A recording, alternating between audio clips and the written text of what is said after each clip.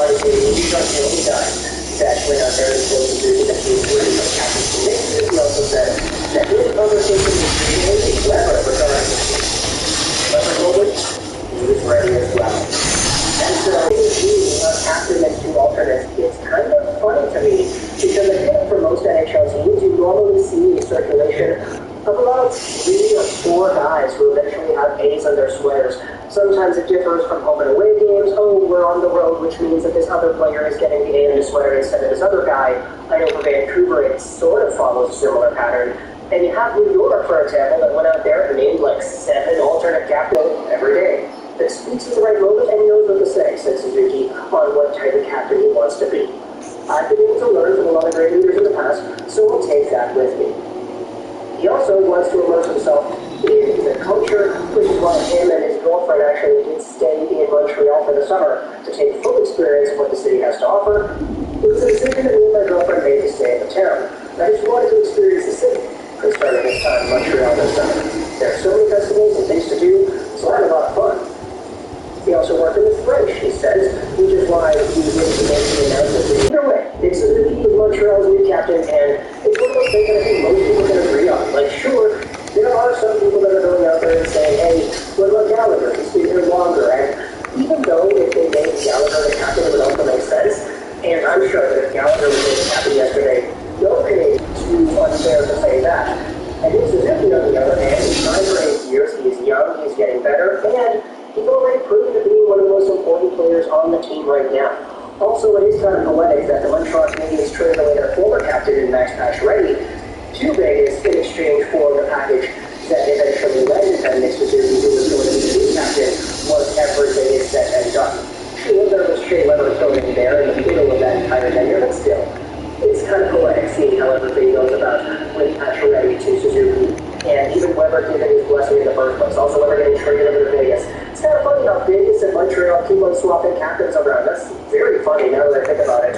But either way, this is our news for the week. Nick Suzuki is going to be the new captain. And I guess on the go saying that Nick Suzuki needs to learn French in order to be the Canadiens captain. And yeah, I don't really know why that has to be such an important part of the conversation because yeah, I get it. It would be nice if the guy knew French and he was good at it, but think about the other guys. I mean, right? Neither really Max Pacioretty nor could Shea Weber. So, like, what in the world is this standard being applied to a guy that was just brand new in the job? I mean, he's a young guy. He's going to get better. He could be probably one of the better Canadiens long term if he sticks around for the entirety of his contract and later. So, how do you talk about making Suzuki needing to speak French and being good at it, but at the end of the day, I think a lot of people are expected to not only will Suzuki want to go as a captain of the Canadiens, but as a player in general.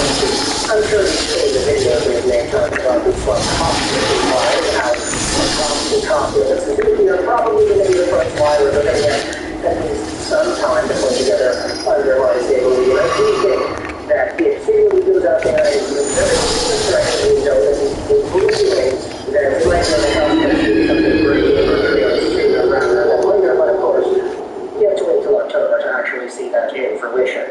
Either way, though, talk about your thoughts about Nick Suzuki being named as the next captain of the Montreal Canadiens. Also, let me get your thoughts about the RBC sponsorship. I know it's going to garner a pretty one-sided discussion, I feel, but I do think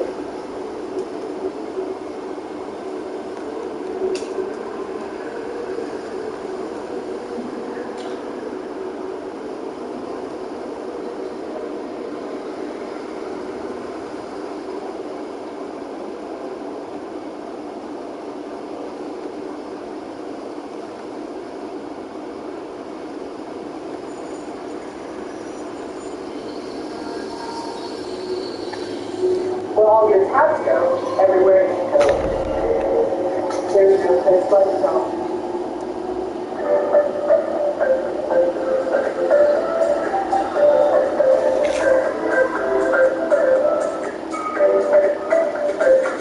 Alexa, where's the nearest dog park?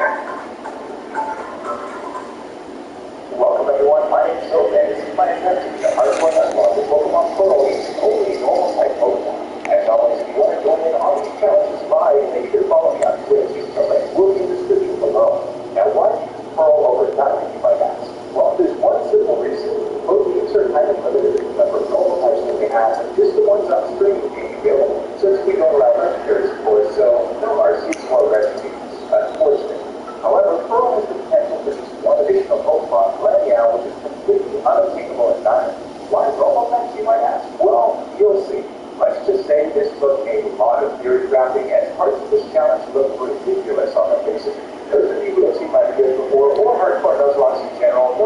Well, once we keep on checking out if you want, this run is going to be absolutely insane. So buckle in and let's get into it. Since there are no normal type starters, you have to start with something else. So I grabbed a good one. After getting overall on our encounters a big league star, and our very first is a starling under 202. Quick recap ending named Bruno. Bruno ends up having a moment nature. One attack and minus defense, which isn't too bad at all. Could have been much more of a stats leader. After carefully running Bruno's level 5 against level 2s in this group, we head to route 201 where we continue to get our next encounter, which ends up being a level 2. The capture is successful and we nicknamed her Hash Brown. I mean, it's somewhat fitting, but I was also literally Hash Brown at the time, so I can't figure that didn't have an influence on my decision making. Unfortunately, Hash Brown has one of the worst natures possible, timid, which cuts its attack in case that it's huge challenge to have up ahead. I was honestly thinking that this alone might end our run, but I pushed on nonetheless. On route 203 comes our first major challenge, a battle against Larry. Yes, Larry. Our last one. Starting with a level 7 star, we have a quick focus. You like activate on our first turn, which is really nice. We do get a lot of attack drops from gravel, and this is a tackle as well, but we're able to take down the Starling with a decent amount of health. Now that our attack is lowered so much, I decided to go for gravel on third grade so we can safely switch in Starling. Quickly start using withdraw, which is the benefit. Quick attack is starting to do very little damage. Quick tackle is looking like a 40 KO on us, so this is looking bad. He eventually gets Starling out to 5 HP, and I realized I'm kind of forced to switch back into the well, Starling gets sacked. Amazingly, he goes for withdraw again, so we can get a free switch, then good old Hash Brown, eventually goes down third way, but our last attack brings it to 20. When he goes for withdraw, then we miss our next tackle at the crucial moment, but he goes for withdraw again, opening up to the KO. Oh my god, that was way too close. Hash Brown is a god. I'm not asking any questions, but now is the hard part. One of the most questionable parts of this run from what I was researching is Gym Leader 4. Roy has 3 rock-type Pokemon levels 12 to 14, which for normal types is terrifying. And we have 4 things go wrong here. Number 1, while researching, I noticed that we had access to Route 218 However, I forgot that there's just water there and that the grass is actually on the other side. So we only have 2 Pokemon, and letting out get the notice of level 13 because it's plenty. Number 2, while we did get on Smash before her escape, which is a super effective move, but it did get to lower the opponent's defense, of course, I caught there during a scary battle with a lot of Onyx that we have unaware of it, which cancels out any stat changes the opponent has, including beneficial ones. Number 3, the level cap reward is 14 and would evolve at level 60. We're 1 level away from getting a powerful evolution with the water type evolving. And finally, use nature is drafting. Sorry, Hash Brown. But nonetheless, we decided to go for it and run both from level 14, where Starly evolved into Starradio, where it also gets to the ability, so that's something. Since both my Glendown Hypnosis and Rock Smash defense drops that failed, I go for the craziest one of all. To start, I send out Deedoo and then go for Defense Girl to try and get us ready for the onslaught. Deedoo goes for Stealth Rock, which is faster than Starradio. I go for Defense Girl again, but unfortunately, Deedoo's first Rock Throw gets a crit and just well above half. Are you kidding me? Now I'm forced to start my strategy early, which is Rollout. Now, Rollout actually doubles the power of Defense Girl on previous turns, so I'm hoping you can build this up for faster with all the resistant damage. The first one does, like, nothing, and shooting misses again to bring us to 11 HP. Rollout starts building up, and we get down to 5 HP, but miraculously, this rock throw is worth KO, so we can take it down with our 4th Rollout. God, this is impossible. Onyx comes out next, and Onyx has a base speed of 70, so it outspeeds us with rock throw, but we survive on just 3 HP, and resistant Rollout takes it out in one singular hit. Holy absolute. Brandos comes out next, and we have no Rollouts next, but this rock smash exposes the next, which will actually then Hash Brown gets taken down by a 60 back and a rough loss. Sorry, he's pushing into the Brandos, but then gets hurt by the Stealth Rock. When the attack brings strength so slow, it hits quick push. Then won't use the potion, so we can attack twice in a row to take it down. Oh my god, yeah, actually, yours. Level 14, long before flying Pokemon. I instantly get this far, and then right after that first turn crit, losing a single Pokemon like a Techno Sea Barrel with water type is not good.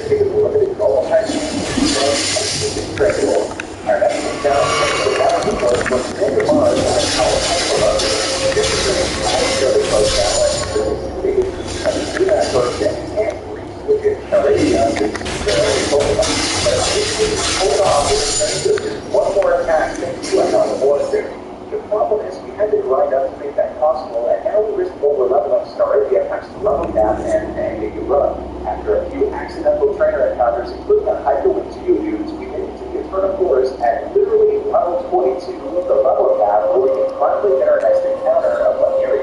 Unfortunately, we didn't have Cheryl with us, so we have to take out her fancy sort of very long last stage. Sorry, Cheryl. And Manor is a big thing. Unfortunately, we got kind of collected and really good and comment. We got all the people saying, that's so bad. Each turn would have been miles better. At this point, we can only use Supper until the next gym, so we have to be very careful. The bus really kind of works us when Supper already comes out and also I figure I'm not really that much paid outside of the medical theory. It's one of our full potential punch flash trees, but I'm not getting my hopes up since it's like a 1% chance. But we could also be lucky enough to get a coupon, so I got to punch on it for the best. About 6 hours of playtime. The grass site is kind of very blessed. It's already young, so they're keeping out because of the level cap. Upper manages the traders quite well with frustration, though, since it has no front kicks as we caught it recently.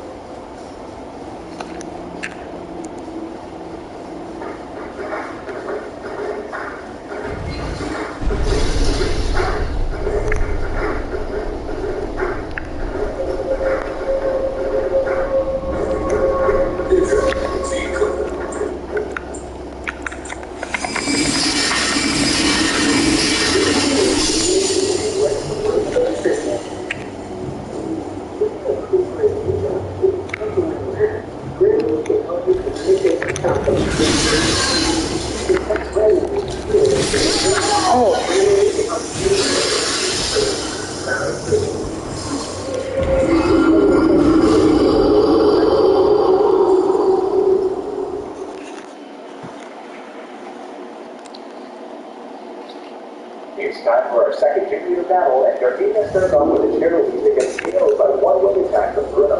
Earthquake comes out of action and gets one hit KO by the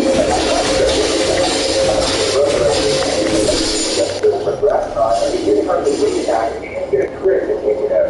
Thank God. That thing could have very well paralyzed us and done some damage to this. And this is very complicated, but now we're pretty lucky.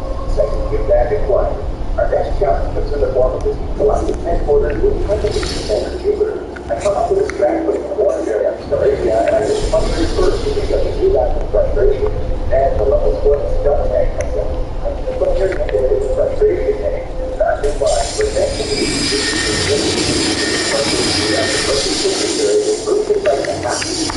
that's why, because huge damage, so now's the time to switch to Staravia for the intimidate and take it down with wing attack.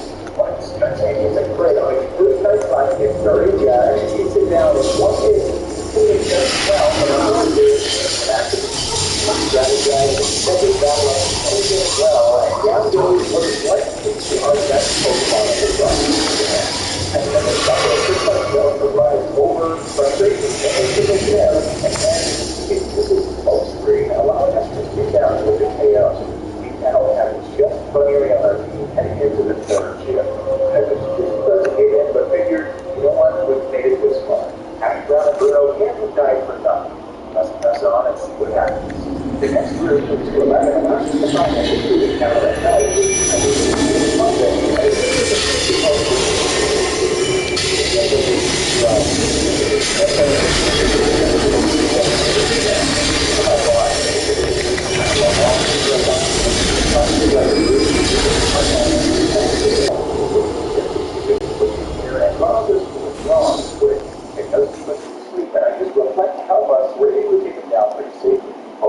Last Pokemon, and we were down with confusion for the win.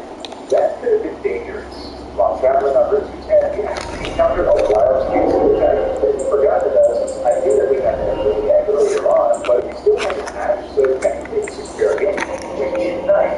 Higher level and just requiring almost no evolution. We successfully catch it with help of hypnosis and call it over easy. Hopefully that's a good omen for this insane run.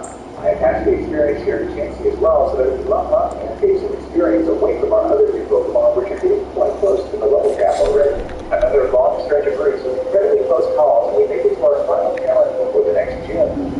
Base trainers. Unfortunately, we're waiting for a long way to the level 29. It's their class to more evolving that way. It's level 5, level 5, level 5, level 5, level 5, level 5,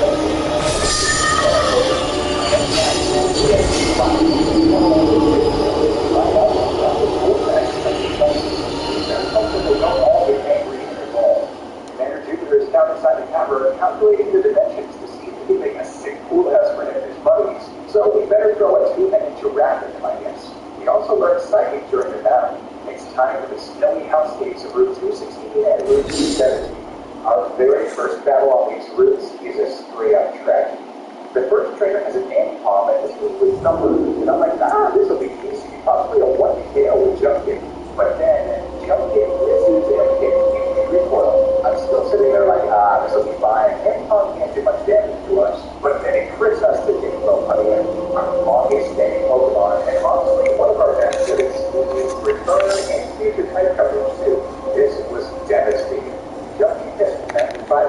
appears to be something that had a 5% impact, and there's something that is fantastic.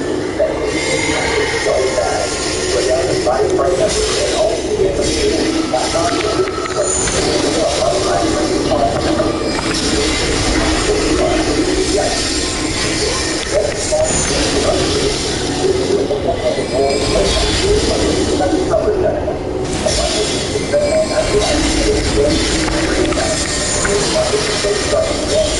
I just hit both of them at once. Let's go. Ow.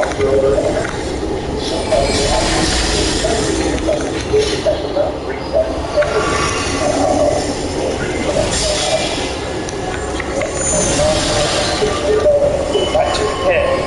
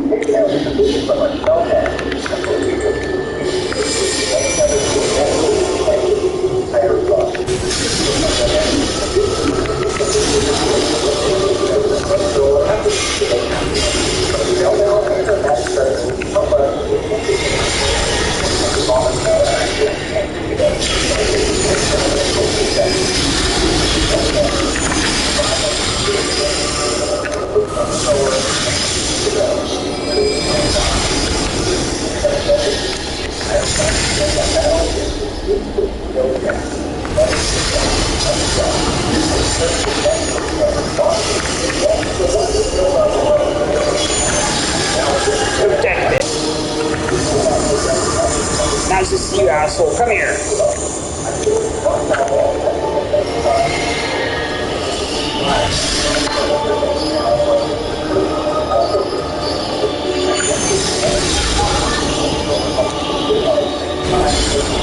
Guys at sometimes.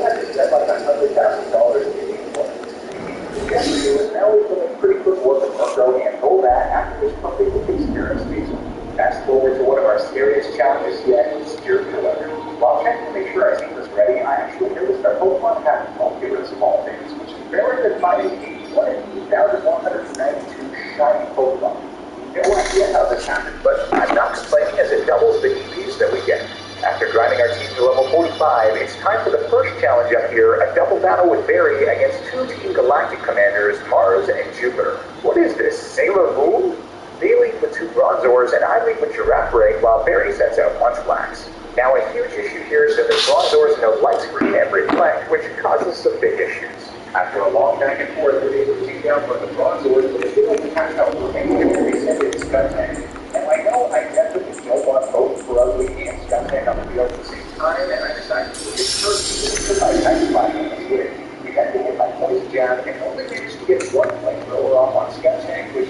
not do a whole lot. Then Bronzor gets another light stream. Barry then decides to body slam the Bronzor and takes it out in one hit, bringing down the Corrupt. An absolute disaster. Why, Barry? Why? But they don't seem to grow now, so I switch it back here and thankfully both of them attack one flash on the switch. Barry then body slams the Scud Tank and it paralyzes, but then we get crit by Slash. So here I go for the body slam on there Corruptly, and it paralyzes as well, and the Scud Tank decides to go for Mud Flash instead and crits to take it down. But this now sends out its Star Raptor, which intimidates both of them. Oh man, incredible. Just barely survived that turn. With both of them now paralyzed and knowing we need to switch, I send Knock Towel and Barry's Star Raptor uses close combat to take Corruptly down after their speeds. Their Scud Tank then breaks through paralysis with a poison jab and poisons us.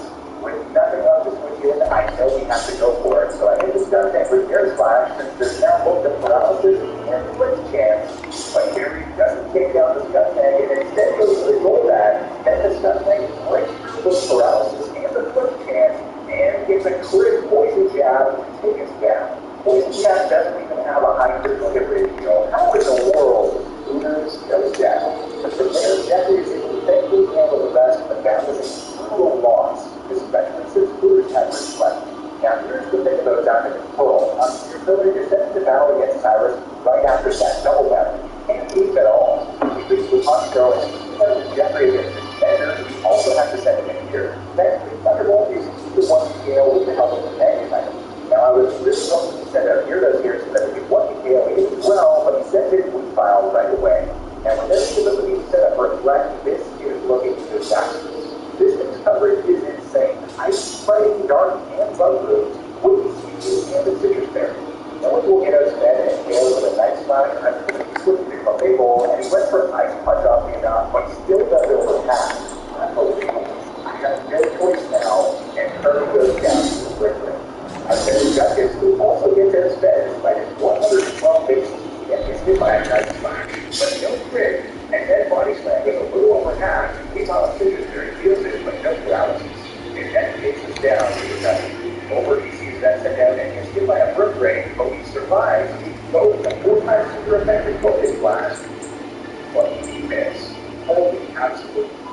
If that had hit, he could have taken down Throwback and Gyarados and Jeffrey Point, but nope, it wasn't meant to be. As Weavile fails with Ice Punch, and then Jeffrey is able to take down Weavile after a couple turns, but since Jeffrey's now going out to get him fed and taken down by Throwback's Spike. That's the end of the run, and how unlucky it was. Now, I know what you're thinking, so what the hell? And don't worry, this isn't the end. I just wanted to show you guys how painful it is to have to work. With encouragement from Quick Chat, he tried the entire run against from the start and got all the way past the 7th badge and lost against Cyrus yet again. His Weavile hadn't covered against our entire team. It's speed, it's secondary, Gyarados is intimidating. How to face Cyrus immediately after a double battle where you have to deal with Gary, and the fact that we have to lose one of our Pokemon and bring in a Gen Pokemon instead in order to get your down 4 head. Honestly, this might very well be the hardest battle in any challenge that we've done, especially since it's so late game. But we tried again and got the Spear Killer for a 3rd time over the course of many weeks and 5 total attempts before this. I can't even tell you the struggle we went through. After all that, let's see what we can do. This is big commitment right here. I have lost Barrel, Stardia, and Noctowl on this attempt. I decided to leave this behind in favor of our dead EGF here, which we can't send in battle, of course. This time around, we have a secret weapon, though, as we happen to get the Ecom finally from one of our countries. We could force evolve into an Ecom, which would be an Ecom. Against the commanders, I left with our beautiful Fable named Baby Girl, and left the Flamethrower right away into the Bronzor with a crit. Alrighty then. Upon Scud Tank switching, I now go for Reflect or something a lot. They get the light screen up though, and I switch into Holy our Hope Honey, which actually survived in this one. But then we get crit by Night Slash down to less than a quarter, then Ronzo goes for Gyro Ball, but we survive it in the red, and Gary gets a crit body slam on Scud Tank, but it didn't quite pay up. I'm forced to switch, so I go to Felix, our new Corruptly, and if Ronzo gets up for Confused, but Corruptly has no tempo and can't be confused. Incredible. But here with the Chaos Scud Tank with Body Slam, and their goal that is hit by Body Slam and paralyzed, and it can't move afterwards, we see if we can outspeed Sierra on the next turn. Now since we could focus firing on Jupiter's Pokemon, we now cause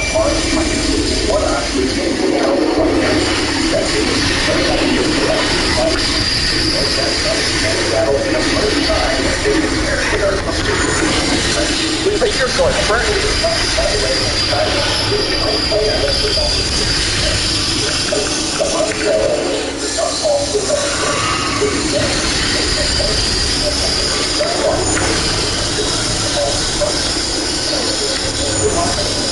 Oh, you're so dead.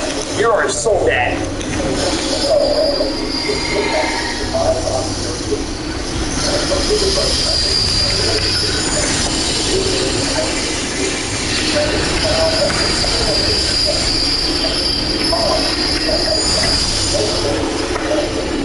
Your buddy's dead. Now it's your turn. Oh, I just dodged out at last second.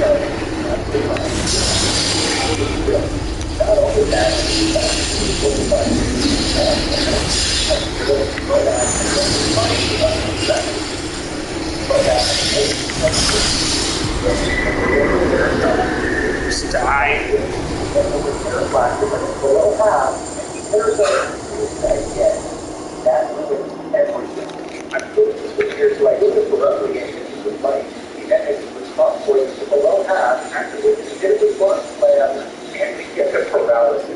Now that we can build and take it down, here goes comes our next, and unfortunately it does have a few ways to use correctly. However, we do have charm, which seems to be our only hope. I use charm and these aquatail, we can now survive on 21 weeks. Unreal. From here, I can ask that you can hold it because if my ice pack on the switch will be attacked lower, it doesn't do much, and now we get it into return, take it down, and finally, reset. 3 times getting past the 7-2-minute challenge, and we finally did it at Deathless 2. Tom was an absolute joy. Manor events move on past this part of the game feels incredible, and when you get our last encounter, unless we miraculously get a punchline somehow, attack on the Bruce 22 was the nickname Twitter. You guys should follow. I was literally joking around with the chat that would never need to use that thing, but shortly before the gym, we accidentally ran into a fisherman, and he started with his zeros while we had no money up front. I switched to the table, and we got crit and frozen by ice bag, so I couldn't get the reflect up. Since we don't have Thunderbolt on anything else, I had to stay in, and we stayed frozen and can't get hit by Hydro Pump, and another critical hit. After taking it out with rope money, we sent out another Gyarados, and I switched to Ferrari, and got crit yet again by Aquatail and take it down. Absolutely unbelievable. 3 crits and a breach. That was a very valuable effort too. With that lock behind us, we faced Bolter, the last generator, and he swept through him quite quickly, and the top sand item along with return too. The figure was Bolter is still pretty much set to go since his main thing is speed. With all these matches acquired, it's time for the Pokemon. First up is Aaron, the bug type before him. He gets with a desktop, right with the face. The only thing friends on the team are Dravion and Paragon. I decided to go for this actually work, and then it gets toxic, but people has a magic card, it doesn't matter. I never got myself wrong, which is really devastating with necessary ability, probably like a flamethrower.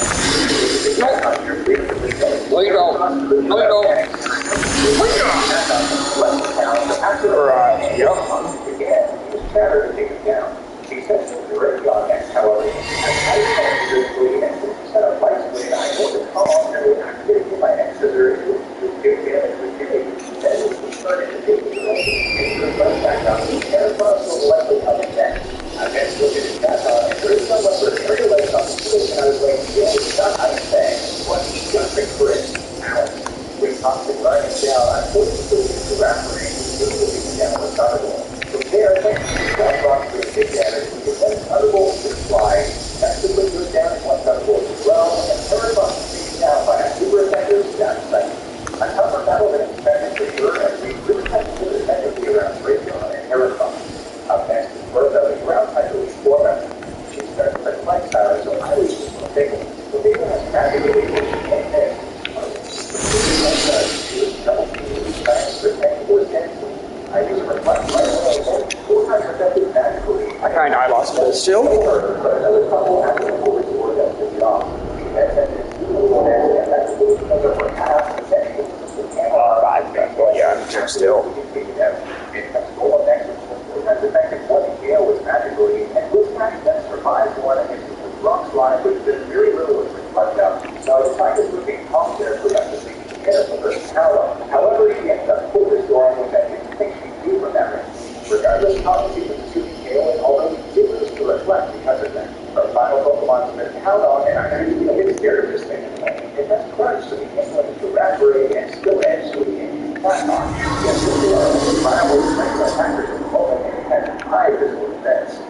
no other choice, so I hit it with return, which is just under half, and it hit hard by earthquake, which is 22. Hit the red after instantly. I then use return here to bring it below half and switch it wholly and precision to react. So from here, you hit it with crush, and gets the defense drop. Going away, now we can't see it. Our only option left is to wrap right now and use for crush again, and just crit will immediately break them down. Why? How is our luck this way? Now this is taking us down. I said, let's go over to the front of the that's what we're doing. I'm not even figured out this first type of voice. Holy cow, was wrong. That's on the board. Next up is what the fire type that we remember. This is looking kind of troublesome, but I know with our testing completely for the reflect, all of my stuff off should be helpful. Because we're Sunday on the first turn, and it's scary. Drop down without dying. Next turn, just under half, before we get to the box. That's what this is next. Also, it's careful. So I guess the return is careful. We bring it down to below half after it's Like a swap. earthquake. Your mark, so we can take it down on the next turn.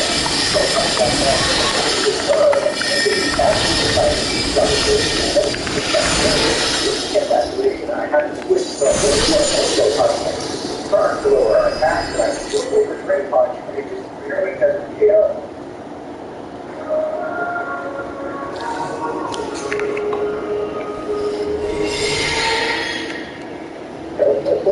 I just completely not there. I'm going to reflect back out and I'm really hard by fire sign. Since the sun went down, I went to click over, put it back up again, but went for the arm instead, so I don't get one. I switch it off and get hit by the fire punch, which does a sliver. Now I can go for 6 turns, get the damage off, and more off the attack, what do you like? Which forward and go for the turn together. You notice the second tank is on some trouble with both and columns, and I then switch to Oh!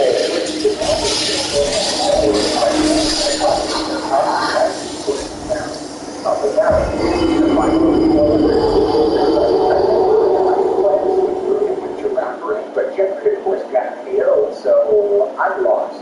I know I don't want this Mr. Mind to reflect or light screen up those, so I quit calm. Return just barely doesn't KO though, with it just went for psychic, but it does do huge damage on us. After a full restore, we can take it down with a couple more attacks. I was hoping that it will come out next for my plan, and it does, so I can use it for the get and get it out of there. Now, that is everything. Just like the great punch, but I put the Twitter and fire punch is incredible. Thank God. Since it doesn't get recovery, I can now use counter to take it down. Alakazam comes out next, and Listen serves as a perfect counter to some tech special. So I can set up light screen and Listen can't use toxic and Alakazam synchronized really nicely. The whole is to take it out with return. My light screen wears off and he sends it to evaporate here. I don't know what to do here, but I just want to do a server and take it down to one more turn. Its final Pokemon is dropped off and it's actually scary at this point. And Listen is unable and hits us to the part of an expected Oh my god!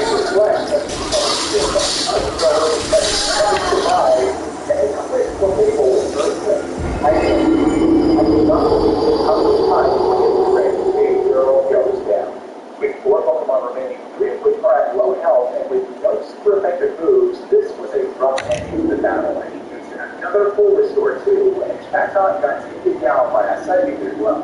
This sacrifice lets us safely switch it Listen though, and he throws Bronzong with a Misty, switches Calm, and he throws it for 3 turns so we can KO it with Shadow Claws. Victory Pokemon last year, after the final battle of the as the second is the resident, the second is the on the simple strategy and weapon. Let's see how this goes. With Spirit and this is a special attacker, our only answer is to listen to why I have to like Lightning. I've set up Light Straight right away to avoid her at Margo, and she uses this as a field speaker. Now we can hit it with Toxic, and this is experience both all of poison and ice cream, and I barely lose any health despite her forward level. She next up with a colony. So that's a good method to special or as here, but this can't be any damage and will be because the nurse wants to take the whole. It just went for a second, we just got it. Like that shit, bitch. Very much that's less than half now, and now he goes for Horse here, which keeps us down from that range. That range is equity. Oh, wow. I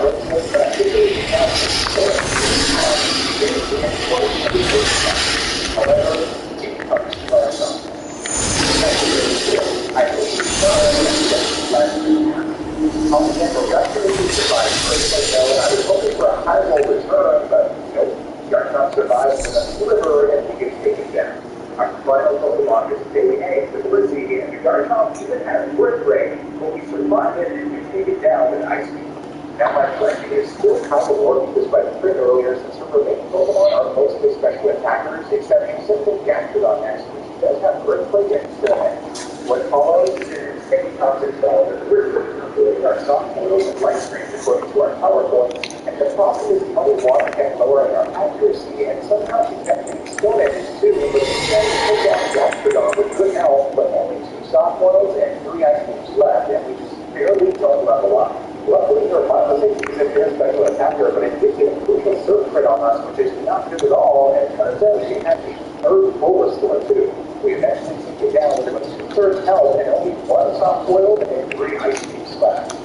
These must Roserade, and I'm a security first blood bomb, but forcing on us, and then we get our ice cream. I have never seen a blood this bad in my decades of playing Pokemon. I've never seen a soft oil down, and then get the light cream, and now it's time.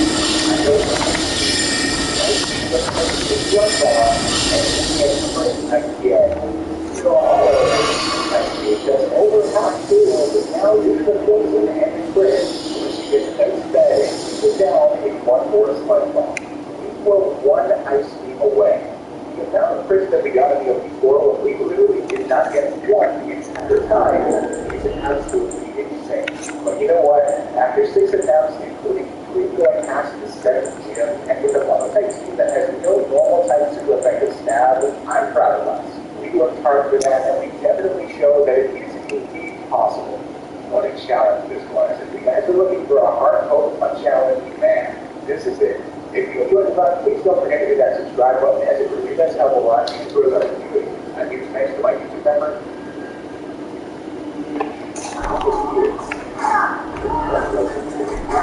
This is 147.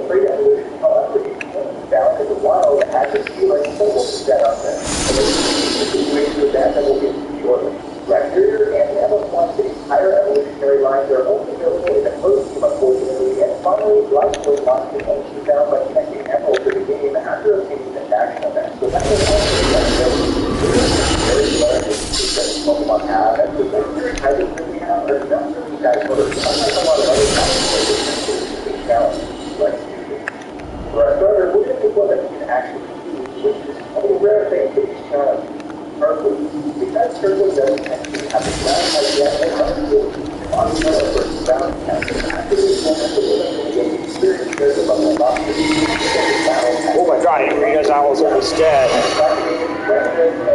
Oh my gosh, that is added feature.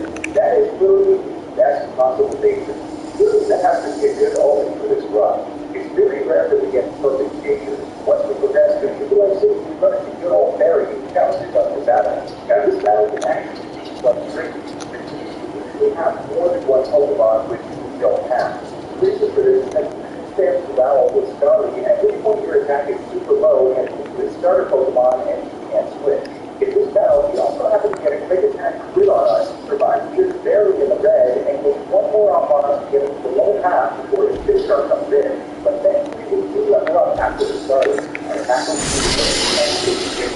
the battles, and I tried to get definitely use this, but frankly, this was actually created a big time to be able to pick it out with one more hit would have ended our run entirely. Good job, frankly. I'm proud of you. With that, our first level encounter is officially available for the game. We successfully met one and nicknamed it Balboa. I almost went with Rock, but decided at the last moment to have just a touch of originality. You're welcome. Balboa ends up having a twist feature which is neutral, and I'm 100% on board with that. Knowing we have some insane challenges up ahead, I promise you done almost completely once again, we're not on board.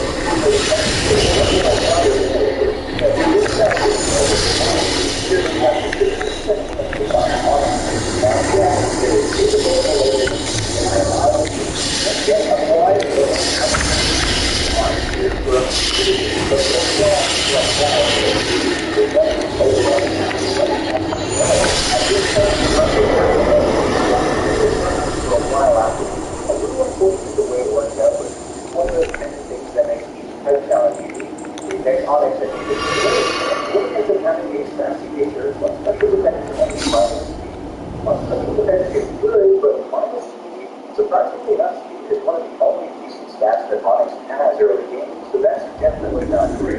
After some grinding this time, we got the Order City Gym, a rock type gym.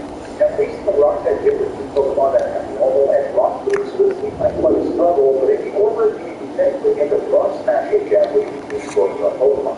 Not only does it seem a super effective move, but it also has a chance to lower the opponent's defense too. This makes the trainers to the gym quite manageable, and in no time, it's time for our first gym leader to war. This Balboa's base attack is nearly double range, and I believe it was handling it 40 years. To start, I actually decided to use rock calls first so that the next two is really Pokemon too. Now, as you can imagine, this battle is quite a long one, but although the best strong rock attacks help us, we will need 3 attacks after Roar used the potion and use stealth rocks. He switches into Cranidos next, and thanks to the rock calling, now it's now, Cranidos is the only Pokemon that has an attack that we don't resist, because we cannot advantage on us. The next jump the rock static makes it to the AKO. Upon level up, Balboa learns magnitude 2. Don't forget that the 24 Nuzlocke's Pokemon can level up in battle. They just have to be active below the level cap as the game works before battle starts. Onyx is a final Pokemon, so it has sky high defense along with Scream and Rock Throw. A Scream is very well figured out, so I play it safe and switching to Onyx with game speed as well, and he actually pushes Scream on switch. Poor guy. We both Pokemon have low attack and a 100 base defense. This is a crazy, long rock snake battle. Alright, that sounds terrible. But Rock Smash, of course, puts us on top of the end. With no rock smash, this battle for the big slice risky, but we were blessed by the Nuzlocke gods on this one. First that's down, but I am terrified of what's to come. The journey to the land is the lack of trouble. Meadow, who are what he says, hey, what do you do? And the worst I will say one. I don't think it's battling on Pokemon in a house. Honestly, I think the simple solution is the first again.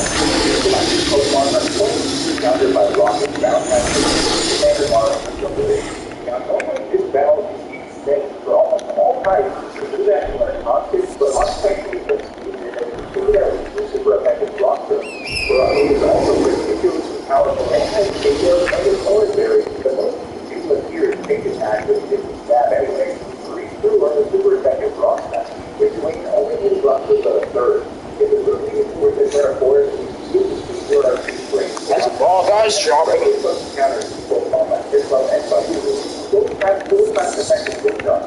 We barely make it to the forest, and during our running out of the barrel, we have us with a number of bottom, but the most power and overloaded power type will super effective against Balboa. Wow! I didn't realize I did this so much. Extremely though, and upon reaching the game trainer, I actually decided to create a plane that has what we call geometry set. This not only is the geometry side,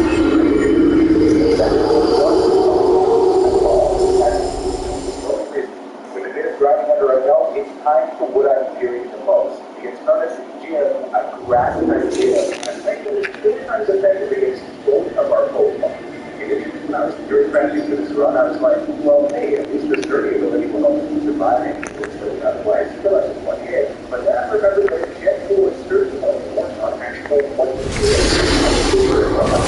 Almost effective run at all in your submatch. I can't express how lucky you got to get this player. So I wasn't sure we could take it through, and after that, I'll take it to I should back up all these ass and the hope that the Pokemon can the grass attack. And once I set up the question, then it takes a plus, and then as you come on the second turn, it does the job. A single grass attack through and it switches the Pokemon. That's what it goes down to here. I think one power absorb somebody. If I just level cap with a whole other level play, and time for what I've been ready all along, starts the battle with the hero not only are we dealing with 4 times the fact that type here, but the terrorist curses and goes array, and also happen to have grass on, which is power that 10 years ago was great.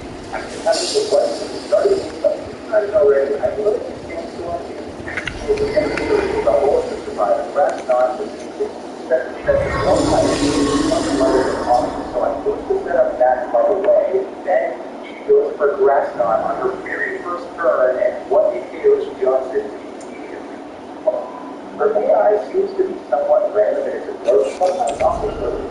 They start her growth, and that was the rule. There's absolutely zero hope left. I said to Tombola and try to execute what is left of my strategy.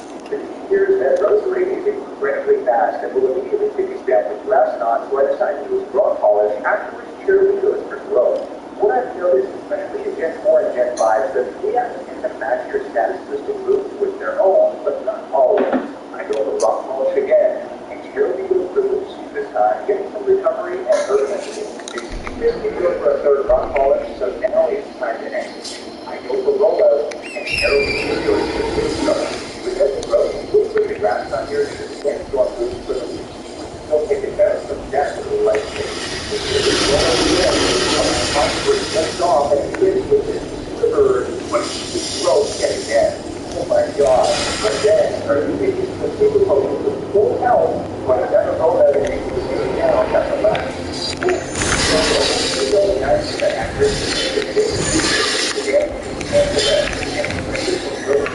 Wow, you are really fast.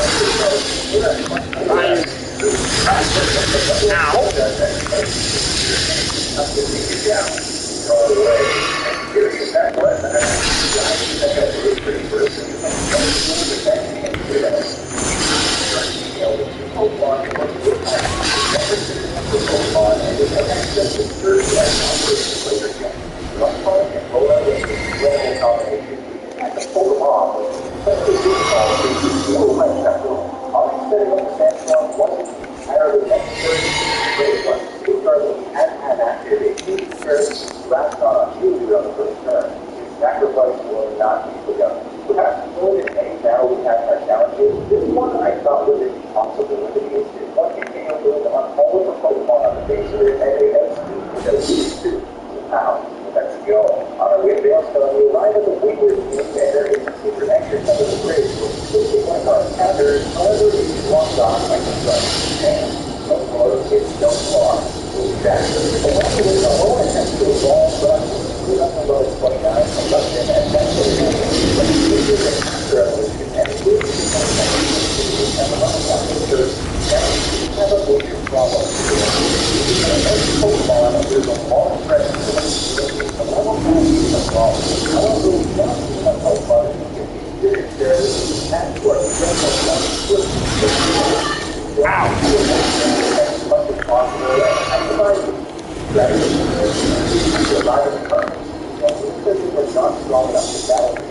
It's our fault. It's not good enough for you. It's not very, and this battle never really survives for Rosalia, and I'm like, not really. Well, it doesn't KO, but Rosalia just goes for loops, so we can take it out on our next one.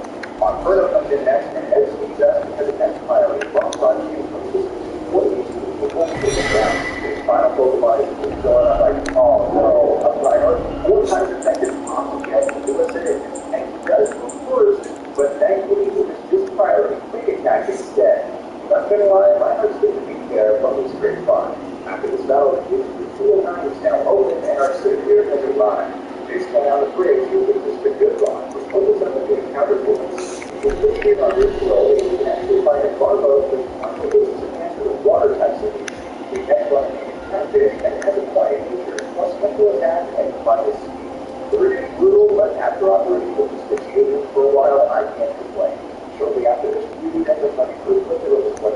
At this point, we can finally deliver them all to a peaceful grapples. With that, we arrive at Veilstone City, the location of our next big battle. But first, I noticed that Route 14 is actually open to us in another chapter as possible. It is really in that cave here, we can not only find the JTF, but also the encounters in Homotops, which is a 5% chance to encounter here. And interestingly, the chance of finding the Homotops increases as more and more unknown. It has gone up to which is pretty cool since I love the color variation a lot. So even in Big Mama underlies final nature plus special attack and minus defense. Honestly, it's hard to imagine a worse nature than that. But at least we have automatic standpoint now with the ability. Towards the end of this route is a guy with Rosalia who's hard to get by, so I think that's as far as I'm willing to go. It's time for the fight tonight. Dance goes in, and with our two encounters, I'm feeling terrible about this one. With that being said, the trainers are a bit of a struggle, and travelers just can't be second at all, because these fighting weakness, and aside from that, we have two unevolved Pokemon. Along the way, our tactics end up evolving into a Whiscash, which would be a great help. It's time for your daily. Maybe some editime, and I'm usually Mama to get the sand flow. She goes for train punch right away, instead of a fifth, and then take down her below half. Below half, after the takedown, takes her down. Below brings us below half, one our own very brings us back above. But note from their next to nose, it's a foot break. That means after we landed yawn, that open Mama can't do much against it, and take down recoil is not a good thing at this point. Since we assume that the end of the next turn, I'm forced to push it down low, and the foot break below half seems to be conserved active with cardio, which is slow and rapid. Rock calls could be possible here with some effective first click on the cardio, but we get speed, and that's the clear speed, but no could just switch up and take us out of people. So let's move to the captain, the jump stays asleep on the switch, and I go for one shot and I hope that I lower the fingers, followed by a waterfall, and he stays asleep anyway to take it down. The cardio is sent in, and he goes for straight punch for another third, and his magnitude is only get magnitude 5, so it doesn't do much at all. That goes for fourth palm, which brings us down to a third. Our arm third activates, and we get a magnitude 8 to take it down. Wow. If we had gotten a lower roll there, the target could have swept our entire team with because our team was absolutely hammered by her. That was close. Ironically enough, on our way to Pastoria, we have to pass through a Rosalia guy, and turns out we can't keep in front of him, apparently, as we can get by, even though he looks right at us. I guess we have to be right beside him to do us physical contact. Now, I think the problem arises here. The level cap for weight is also 30, just like Maylene, and all of our Pokemon are already there. Thankfully, we're safe by the Great March, but we can get our next encounter, and it ends up being a Uber with the 10 and a don't see the careful nature, plus special defense and minus special attack, which is but wait, we also give us the toxic TM, which I've been hold on to for now, as we do have a couple of options. Thankfully, don't actually evolve to the very next level, so we look beautifully dirty flag tire on our system. Now, a small problem is that we basically still need against the six graders, but the training works out and he's able to evolve as well. Shifty Awake himself is a bit scary as a water type trainer, as Grappler is giving you useless, the Pokemon is also weak to water, and we only have water and ground types otherwise. We use the Gyarados match, really with Big Mama, so the Sandstorm will be brutal for us. Gyarados is a threat range to about half, after we have to put on, and Gyarados is after the threat. We have to use the ability to take layers to look for, and it doesn't really fly, it doesn't do much at all. So far, so good, and Gyarados falls with Gyarados has a brand new different that the next one we get, and it's not good stuff, it's only one to the low half down, so we'll have to watch for that. Gyarados takes two, I go for his one out of the first, just below half, and after the sales on that. Now, in our next plan, we'll be looking at the first one. I go for that position instead, it's all of our games. But hopefully, let's see if I can stop the ground. Like a bar, everything is ground. Gyarados has no problem with the strength, that's not our best. And Gyarados has and ground and Gyarados is after this time, very high, and Gyarados is going to be short.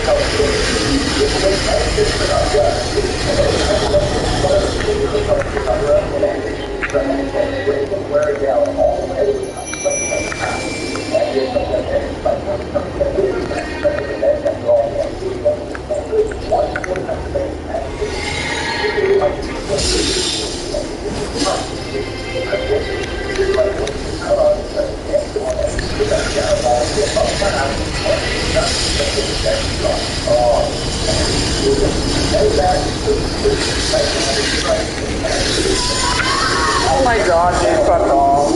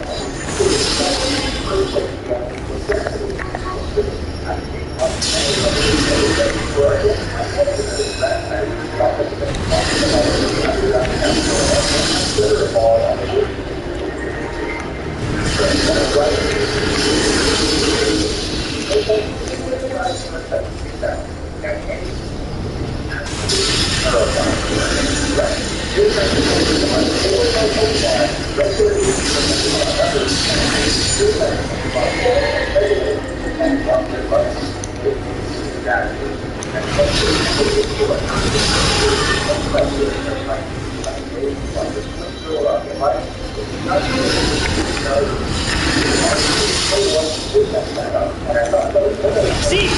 Can't see.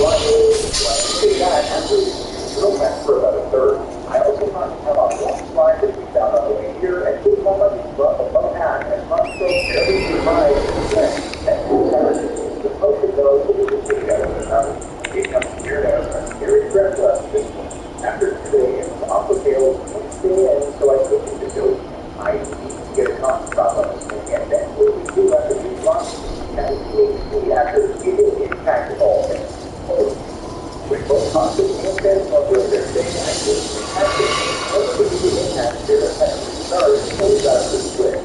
This way, I'm switching my ice ball, I'm switching out to the third, I'm going to stand for it, and up against Will. Or not. He survived from like 20 feet, yet this is giving the attack for percent, and you'll pull it down. He's a mile, and I'm terrified of this thing. I think we're going to do this on a lot of us. This is down, and it's already crazy.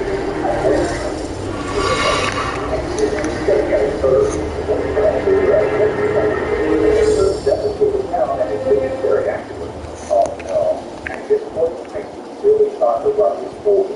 We get nice flash, red rank, or ice punch, everything on our desk.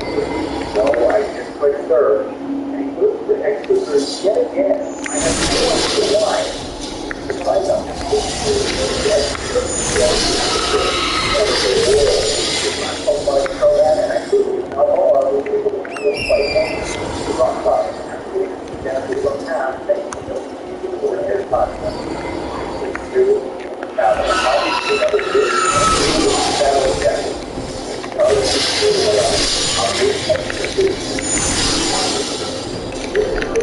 we also took around the grass and that captured on second year. Still lucky with that, we arrived at Sunny Shores and came in straight to the Arsenal, this is the night. During the process, Shredder finally evolves into a beastly guard top at level 48, which the total level cap is 49. After dragging out the snap of the front, this is a bolster and an electric type train. I don't think any of us to get to this battle. I mean, we have a ground. Hillary knows has ice and grass moves, which is most of our team. When I put a gotcha theory on Garchomp, who's the soul of Starling, so we can tank it and KO it. And the rest of the Pokemon are all electric types and go down to our ground.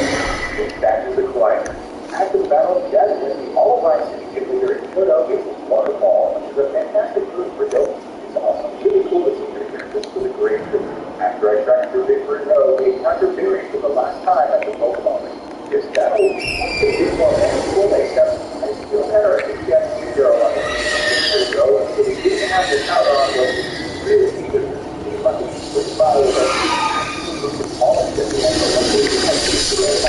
and power to take down the president of the people like Snowman, Heracross, and Stone. After the out of driving and preparation, I will take the wide spot. It's time to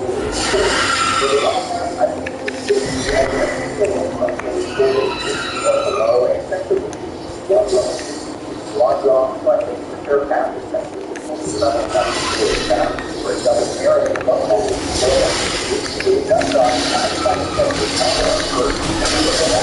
Oh fuck! No! No! Oh my god! What?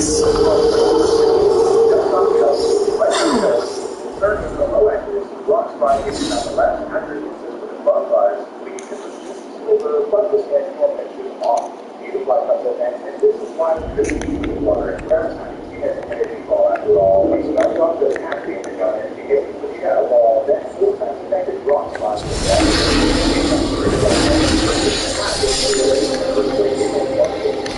Next to Garrett off, and it's just about that.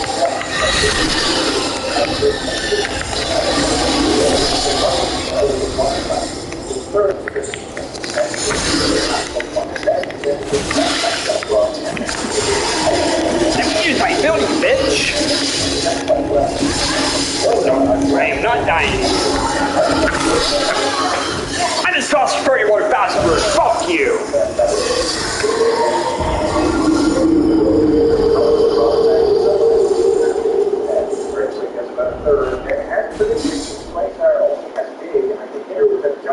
Earthquake while she was underground to take her out. Sulu is that she's a tail and started under sea looking for Roland too.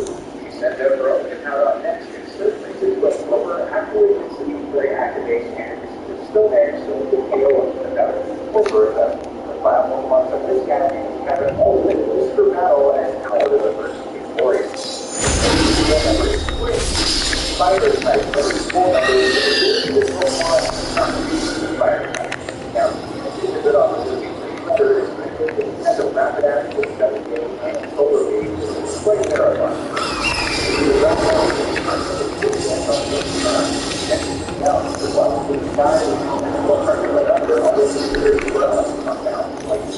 on the next turn, and eventually got his first. It's double the when you go to the right, multiply the strength, you might have that right.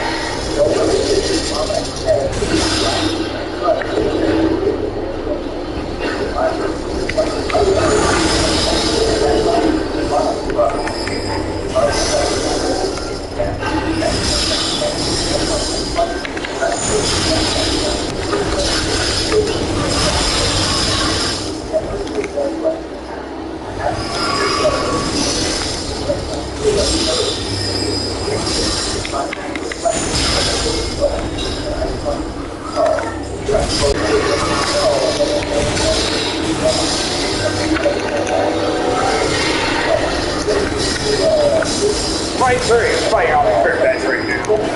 Attack after me, oh bullshit.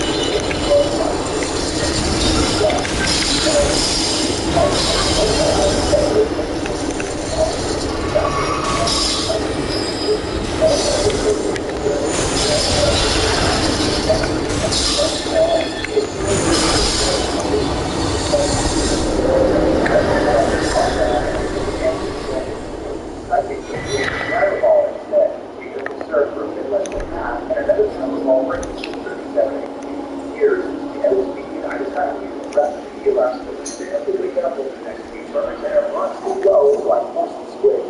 I go to Doki because there is no Pokemon, so Dragon Ball doesn't keep my gun. I believe some people want to call it playing low, but it's very activated, it will run 36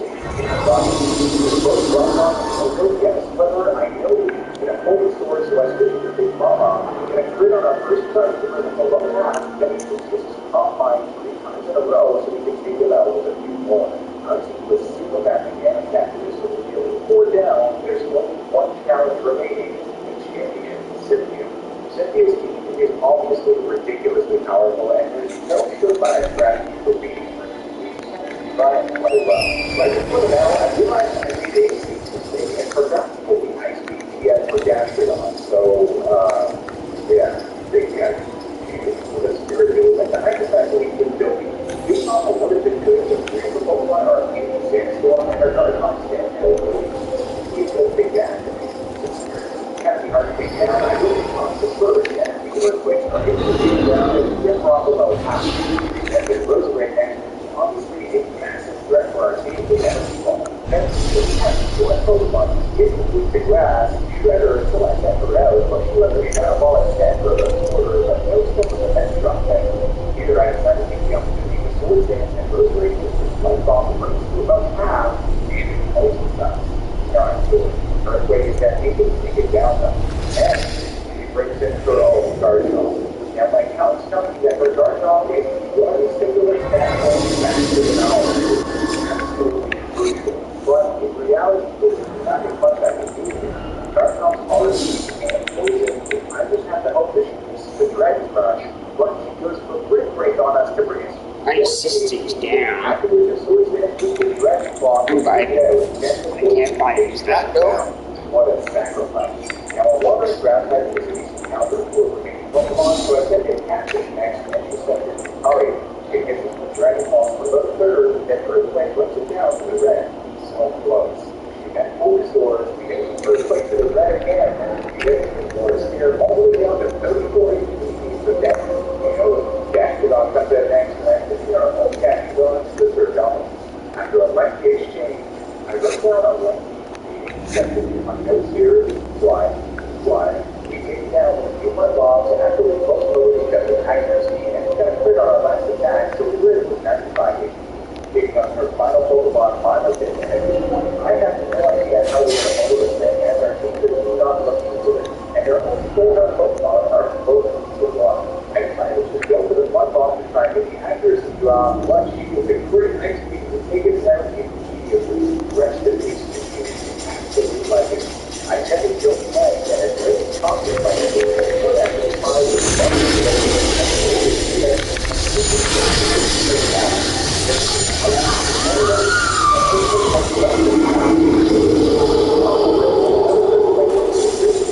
I have no other choice from here. I have to let Toby go. So from here, regardless of that quarter after his recovery, I said to his mom office, he was out somehow and take it down with an earthquake.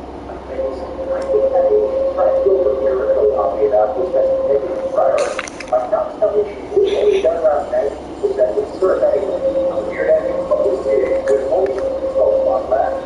John, are we going to do this?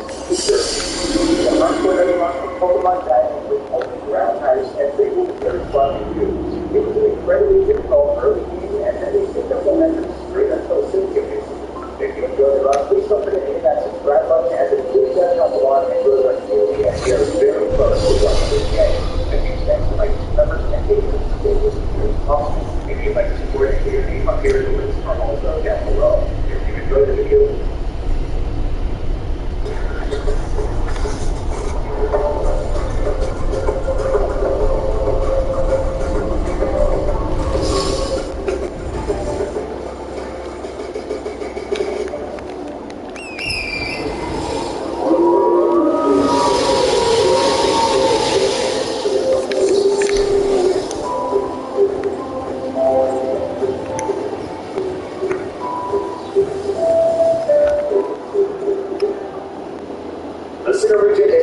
absolute favorite in all of Pokemon, and one of my favorite typings happens to be the ground type. So naturally, today, I want to see if I can beat a Pokemon Brilliant Diamond with Hardcore Nuzlocke using only ground types. And if you're unfamiliar with the Hardcore Nuzlocke, it's basically a set of stealth and Pokemon being individuals that are obviously right down. As for the Pokemon encounters, you may recognize that they're very similar to the Platinum Ground Run I did in my very first video. But among them, we have some favorites like Torterra and of course Garchomp. We'll be allowed this time since the elite for this game is absolutely bonkers. Oh, and I really want to play Shining Pearl this morning since we played really fast last time, but it turns out we only get Manor and Diamond, and we're kind of needed to get past a certain point of the game. So let's see what I think. Let's just start us off. I think it's super cute that your mom watches content and she is a starter herself. I guess we know where I got it from. At this point, we've reached the part of the game where we have to pick our starter Pokemon, and since Turtwig turns into a ground type when it evolves into Torterra, that's going to be our pick. If I Turtwig drops me in a second, and that's a kind of defense boosting nature, which is going to be really good for the early game. Listen, buddy, I've been playing Pokemon for 17 years, and the point that gives you life, you mother. And with all this life, I have just picked up the Quick Claw. And as I made my way through Border Gate, I decided to for my first encounter, which happens to be a Geodude. I capture it and go ahead and name it Onion the Second.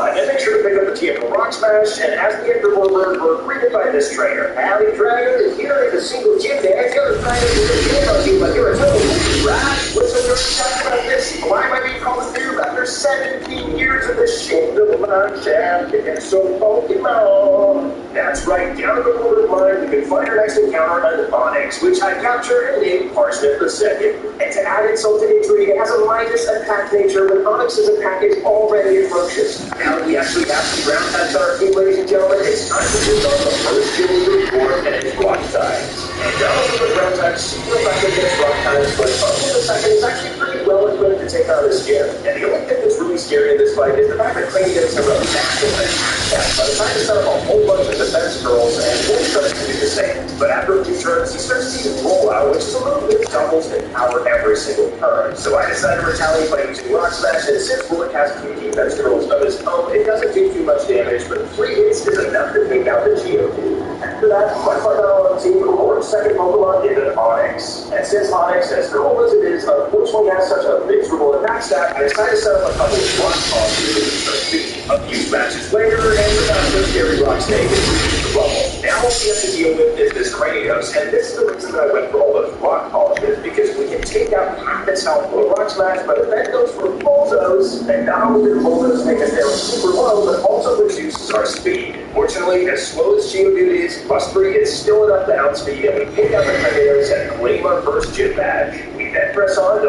Floroma Town, where I talked to this gentleman who gave me a Jirachi, which I had no idea was a thing at the time. Emotionally no, I came out of the very best. Like no one ever was. You know, I do it all to catch them in my real Anyway, some people just can't appreciate a good theme song. Either way, our next opponent is Commander Mars, and this time we start out with Mars and go for a smackdown, and there's nothing we do about getting confused here since we don't have any perseverance. Luckily, we break through though, and we hit the Zubat with a second smackdown to take it out, which means we only have to deal with her ugly. And I know that this thing pretty much always uses Big Gun on the first turn, so I can freely switch in Onion here and get hit by it for pretty much no damage. And even though it keeps going from ground, it has that chance to lower defense with Rock Smash, so eventually we take it out, and that's it for Commander Mars pretty easily. We then move on to the turn of Forest, where something really strange happened to me. I was locked in the rollout, and I decided to unload the rollout and pick up a new food. It turns out that if you do this, you actually stay locked in the rollout, so fine, you'll kind of move on your turn. Going forward, we still have a problem in a turn of Forest, though. We have to face these psychic traders who put out an hammer each with energy ball. And I was worried about this until I realized that I actually have sturdy, which means that we can always survive on 1 HP, even though that was a crit, and we take them out in 1 hit. As we battle a few more of the traders, Turtle is just hanging out in the back of the park. That's level 18, which means it evolves into a Grottle. And arriving in Turtle City means that we can build a top little man and pick up the Explorer kit. Now that's really important since the underground gives us the new encounter of Gligar. You know how I mentioned that Gligar was going to make this one actually possible? Well, GM and Onyx can't beat this gym, probably not even with Gligar. However, in Brilliant Diamond and Shining Pearl, Gligar learns Acrobatics at level 22, which is the current level. And since Gligar's a ground and flying type, you do get same type attack bonus when using Acrobatics.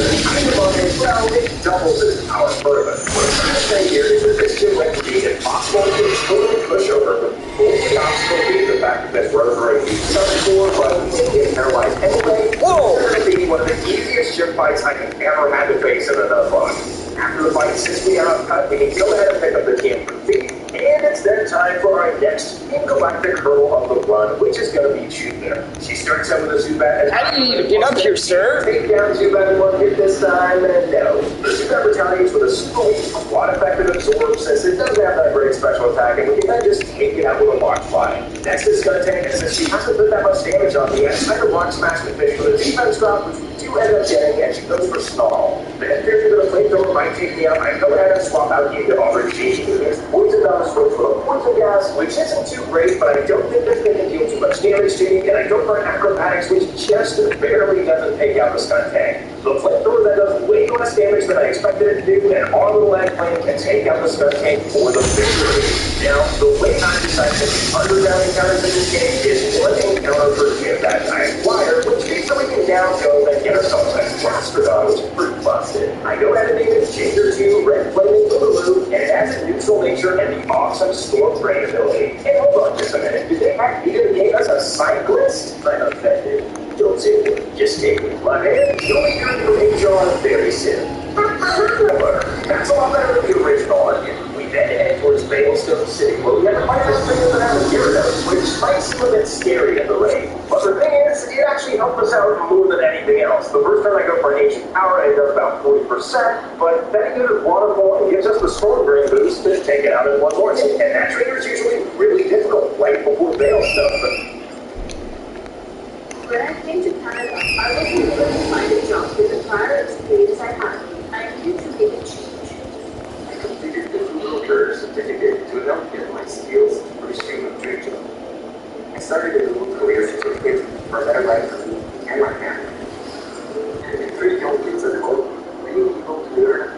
But upon a while, we immediately head south to this cave right here. And not only is it the location of the TF Jig, but also the location for our next encounter, Hippopotas. I go ahead and name it Zucchini II, and it has a serious nature, and neutral natures are always really good at Nuzlocks. And with our 50 team member required, it's time to take on Maylene and her fighting types. Now, fighting types could be kind of tricky for us, since most of our Pokemon are rock types, but Aubergine has the flying type, and not only that, we can buy some pretty busted TMs in the Veilstone department store, so I pick up Swords Dance, and after that, take out the Meditite after it goes for a light screen. Next up is Macho, and I make a bit of a mistake here. I thought we could actually keep the items that just deal with you after the fight, but that isn't the case. Regardless, it's fun enough the right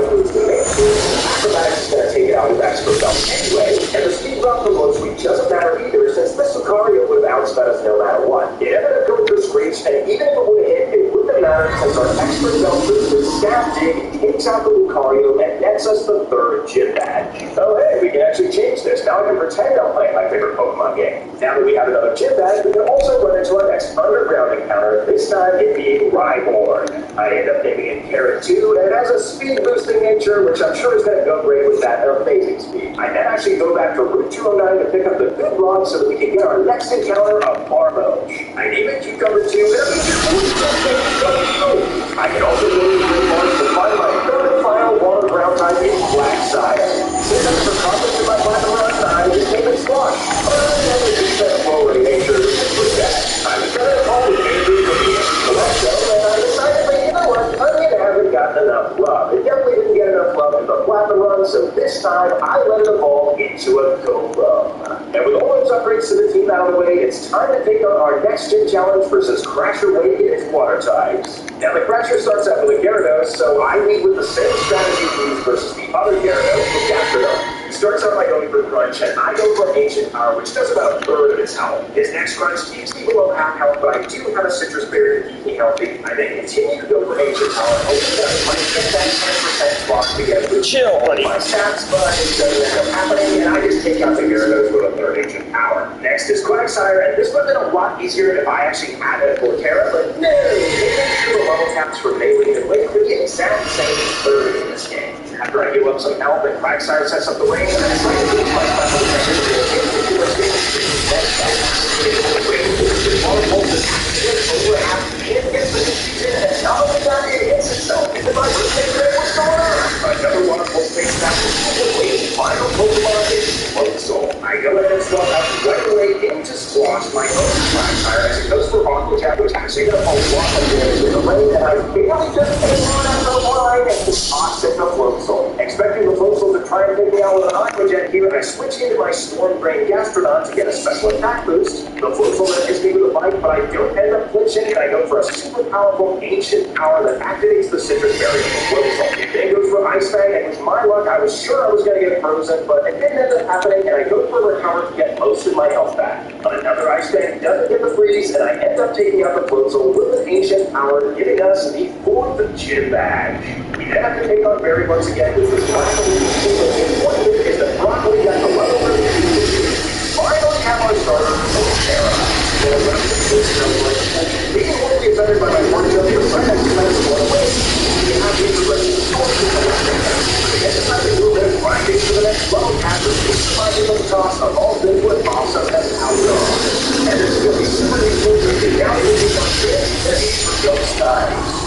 So for the little world that sends me and I for X right away as I go for a powerful punch which almost takes it out, but I do get the defense drop. Will the Sandstorm do it? Oh, come on! As frustrating as it was to see that happen, it doesn't matter too much since we actually got the defense drop. The Drip Wind is going to go down this time and do a bit of damage with Aftermath. And Tina's next Pokemon is a Gengar, and thinking that I was in range of a KO, I decided to swap out, which was pretty much unnecessary since it went for Confused Ray right away. Fortunately for me, though, I did have the Person Berry just to prepare for this scenario, and it goes for Confused Ray once again the next turn, which means I have to deal with confusion, but I end up breaking through and going for Amnesia to boost my special defense. The following turn, it goes for Shadow Claw, which does basically nothing as I hit myself. I then get hit by another Shadow Claw, but I end up breaking through confusion, going for a Water Pulse, and I actually get the confusion of my own here. Then Gengar hurts itself in confusion, and I manage to pull off a recover. I sub-miracle, Gengar hurts itself one more time, which puts it in KO range of my Ancient Power, and I snap out and take it out. This means the Fantina only has her Miss Magius left, but because this thing has Magical Leap, I don't want to risk anything, even though I have the Amnesia boost, but it basically does no damage to Torterra, and the following turn when I get hit by a Confused Ray, I have the Person Berry to shake it off and go for a Leech Seed. However, the next turn it manages to hit a Confused Ray, but I break through the confusion and hit it with a Razor Leaf for more than half damage.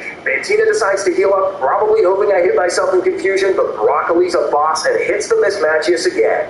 finally, after taking a dazzling gleam, Broccoli snaps out of confusion and grants us our 5th gym badge. You know, this is a really cool Easter egg and all, but somebody get this man some water. Either way, upon our arrival in Cannelade City, it's time to take on the 6th gym leader, Byron, and his steel types. And steel is, of course, one of the typings that ground is super effective against, so our matchup here shouldn't be too difficult. I start out with my Apoudon and go for a crunch as it sets up the trick room, but the next turn, another crunch after we heal off confusion with a person berry is enough to take out the Bronzor. Byron's second Pokemon is a Steelix, so I decide Apoudon's time in the spotlight has come to a close, and I swap out into Aubergine the second. In doing so, I dodge the incoming Earthquake, and the next turn I take about a third from a Gyro Ball, after which I steal the Soft Sand with Beef.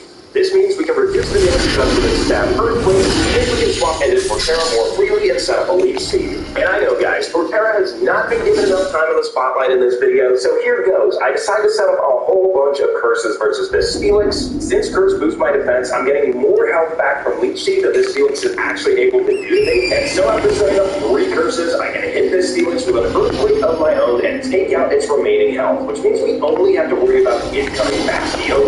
Now we can clean out the just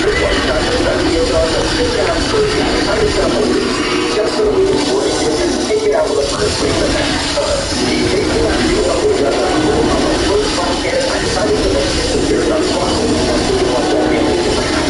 And crit and then take it out with a first fight.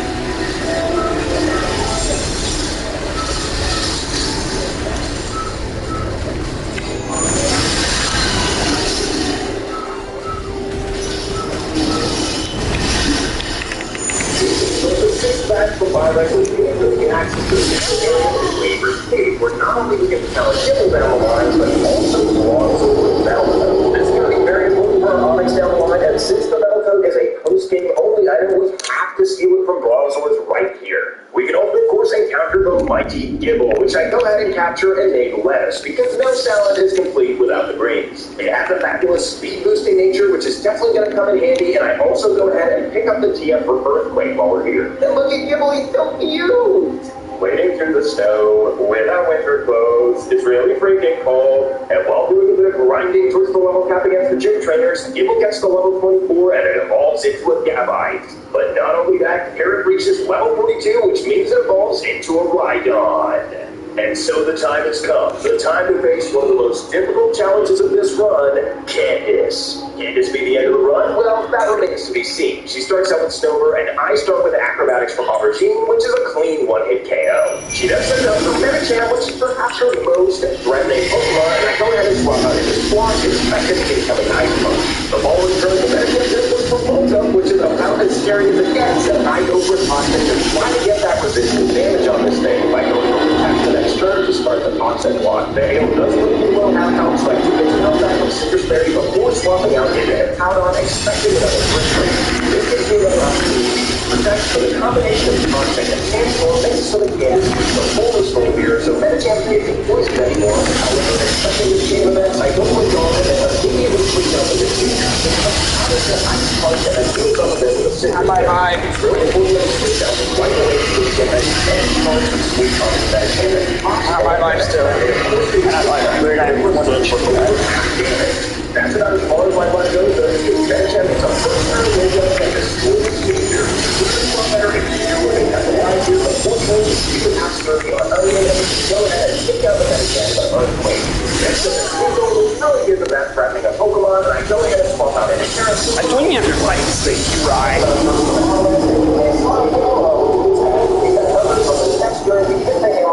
Even through that Chocoberry, Sneasel's defenses are terrible, so we take it out in one one hit. This means we only have to contend with Abomasnow, and the last thing I want is for this thing to go for a Aurora Veil, so I decide to stay and go for a Hammer Arm, which means we lose Ride on it. Well, finally, an Acrobatics is not quite enough to take out Abomasnow like I was hoping, so it goes for Cinder Fairy and then sets up the Aurora Veil. And I was really unsure whether Acrobatics would be the trick in this house, but we ended up getting the crit to save us, so it's at least some consolation for all of the cats. After the game's fight, I remember that I haven't done the library section after the game, which I didn't know you could do after doing skill points. Now that we finally have that, I don't know that I'm talking to Andrew again, I decided to send over my Onyx to the ball into a Felix. And it's going to be a huge boost for the team to finally have a steel fight. Thanks to you, I bet you don't remember me, but I still remember you. It could be English, but like we're friends with us. I thought they always quit, so what can I call the team? I don't know anything about those forwards, kid. We had to go through the galactic headquarters, and the first fight with Cyrus is pretty much a pushover, and he's set to take a lane freedom. And since we have some more today, that's right, it's time to take on the big bad Cyrus. And he goes ahead and starts out with the King of Crits itself, his Ponchcrow, and I go with the Parsnip. And I have the slightest clue why he goes for a defog here, but we miss our first Rock Slide as it hits us with a Grit Night Slash, and a Rock Slide goes above half. And the next turn, he decides to go for another defog for some reason, so we pretty much get a free kill on this Honchcrow, which I'm certainly not complaining about. But this means that we have bigger problems, because Cyrus's next Pokemon is his Gyarados, and this thing is really scary, so I decided to swap out right away into my Quagsire. And after getting hit by 2 waterfalls, I decided to put a Toxic on this thing, which is pretty much what I've been doing this run, but I don't know how to deal with a Pokemon. The next turn, I decided to go for Protect just to rack up some more damage, and then swap out into our newest team member, Garchomp. On the switch, I get hit by an Earthquake, which I can tank, which means we do some more damage, but expecting an Ice Fang here, I swap out into Onion, who has the Sturdy. Up to that Ice Fang, our Sturdy's attack, so we can lift the incoming waterfall and destroy this Gyarados with a Rock Fit. That's Cyrus's biggest threat to our team out of the way, and his next Pokemon is Weavile, which you might think is a huge threat, but it actually has no ice moves. Expecting it to go for Dig on the switch, I swap out into Opportunity to dodge in the next turn and hit it with an Acrobatics for over half health. The best move it has to hit us with is an Aerial Ace, so we can take it out with another Acrobatics, which means that Cyrus only has his Crobat left. Fortunately, we have our Steel-type Parsnip, which means the best thing this Crobat can do to us is Air Cutter, which is pretty pathetic. A couple Rock Slides later, and we take home the win versus Cyrus, which means we don't have to deal with Team Galactic ever again, which I'm very pleased to say. There's only so many bowl cuts I have the patience for in my day, and my limit had been reached. Oh hey, the Pikachu guy's still here. Good luck getting through Cynthia's Garchomp. Wonder what we can see to be by that. Oh, that's exactly what I expected. Upon arriving at the team bottom, it's time for us to take on the 8th gym leader himself for Volcarona and his electric types. And since we're running a team of only ground types, and ground is immune to electric types, you can pretty much guess exactly how this went. We take out the Raichu right away with an Earthquake. It even had a Shuck Berry to reduce the damage, but it made 0 difference at all, which means that Volcarona goes into his second Pokemon, Octillery. And since this thing has the Aurora Beam, I decided to swap out into Squash. Now this Octillery is the scariest thing on his team. He barely with an Octazooka and I hit with a Toxic, and I don't really know what to do about this thing, to be fair. Next up, I go ahead and swap it to Onion just to rack up some more Toxic damage, and Octazooka, of course, takes us down to 1 HP, so we're going to have to swap out, and I go into Lettuce. And while I was in this fight, for whatever reason, I didn't pick up on the fact that Octazooka lowered my accuracy here, and I decided to go for Dragon Ball, which ends up working out, but that could have been very devastating if I would have missed. Realizing my mistake, I go ahead and swap out into Steelix's Ampacom comes out and hits me with a Fake Out, then a double hit that does pretty much nothing since I resisted and have 300 base defense, and an Iron Tail is enough to take it out and send out the final Pokemon of Luxray. It doesn't intimidate me, which means that I'm going to do way less damage with my Bulldoze, but after a few more Bulldozes, eventually I take out the Luxray, which can barely scratch my Steelix, and that means we have all the gym badges in the bag. We then have to make our way towards Victory Road, but let me just say that Lumineon has no business looking this smug. And with all the traveling we're ever going to have to do behind us, we arrive at the Elite Four Castle. And this means that it's time to take on the first of the Elite Four members, Aaron and his bug types. Now, since Aaron is so underwhelmed compared to the later Elite Four members, it's very easy to just sweep through him with something like Acrobatics from Aubergine II. Heracross was a little bit more trouble since it did outspeed me and get the flinch with the rock slide. It got its guts burned and hit me with a facade for big damage, but then I took it out with a quad effective acrobatics. Next up is Vespiquen, and it really wasn't that big a hurdle, except for the fact that it took me 2 acrobatics to take it out. This means we only have to deal with Aaron's final Pokemon, Drapion, and since I'm fairly confident that it would outspeed my Gligar, I decided to just swap out right away into Garchomp. I then get hit hard by a Night Slash, but since it does under half health and is a critical hit, I know that I can survive another crit, which it does get, and I get hit with a 100 wins per game. This means that we beat the first Elite Four member very easily, and we can move on to Bertha and the Brown guys. Now, in my original ground type run of Platinum, we had to close away from the run, let's be honest, but this time around, it's been a bit different, so let's give Torterra some time in the spotlight. Bertha starts out with Quagsire, so I decided to set up a Swords Dance, expecting it to go for Toxic, which it does end up doing. However, I have the Pecha Berry just to heal it off. And since we outspeed it, we can take it out with a quad effective Razor Leaf. The Whiscash does have a berry to resist the move, but we end up taking it and Sudowoodo out very easily.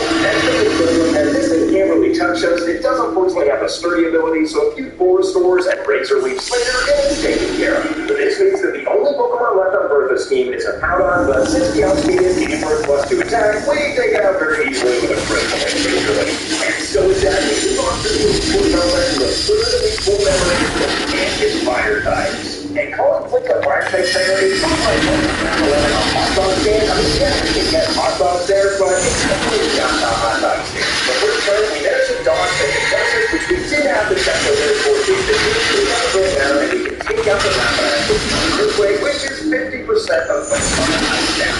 Expecting a high level, electrically a little protect, which takes out and I guess dodge the next time, the robot just takes itself out. We then have to deal with Sheer Force, Light Force, Steelix, so I go for a kill on, and then Iron deals a ton of damage, so I go for Protect the next turn just to make sure the Steelix falls asleep. This gives me the perfect opportunity to safely swap out into Garchomp and set myself up with a Swords Dance. However, I've had bad luck with sleep turns this entire run, and the Steelix wakes up right away and hits me with a powerful Iron Tail, so I have to swap out the next turn into my own. And this part of the battle was insanely slow, but after about 5 bulldozers, I managed to take it out. That's one threat out of the way, and next up we have to deal with Drifblim, which I know loves to pass its unburdened boost with Baton Pass open and Infernape. Since I know I'm slower, I decide to stay in, but it actually burns me, so I do about half damage with a Stone Edge as it then heals up with its Citrus Berry, which means it gets its unburdened ability. I then get my burn healed through the power of love, as Drifblim tries for another Will-O-Wisp, but it misses and gets destroyed by another Stone Edge.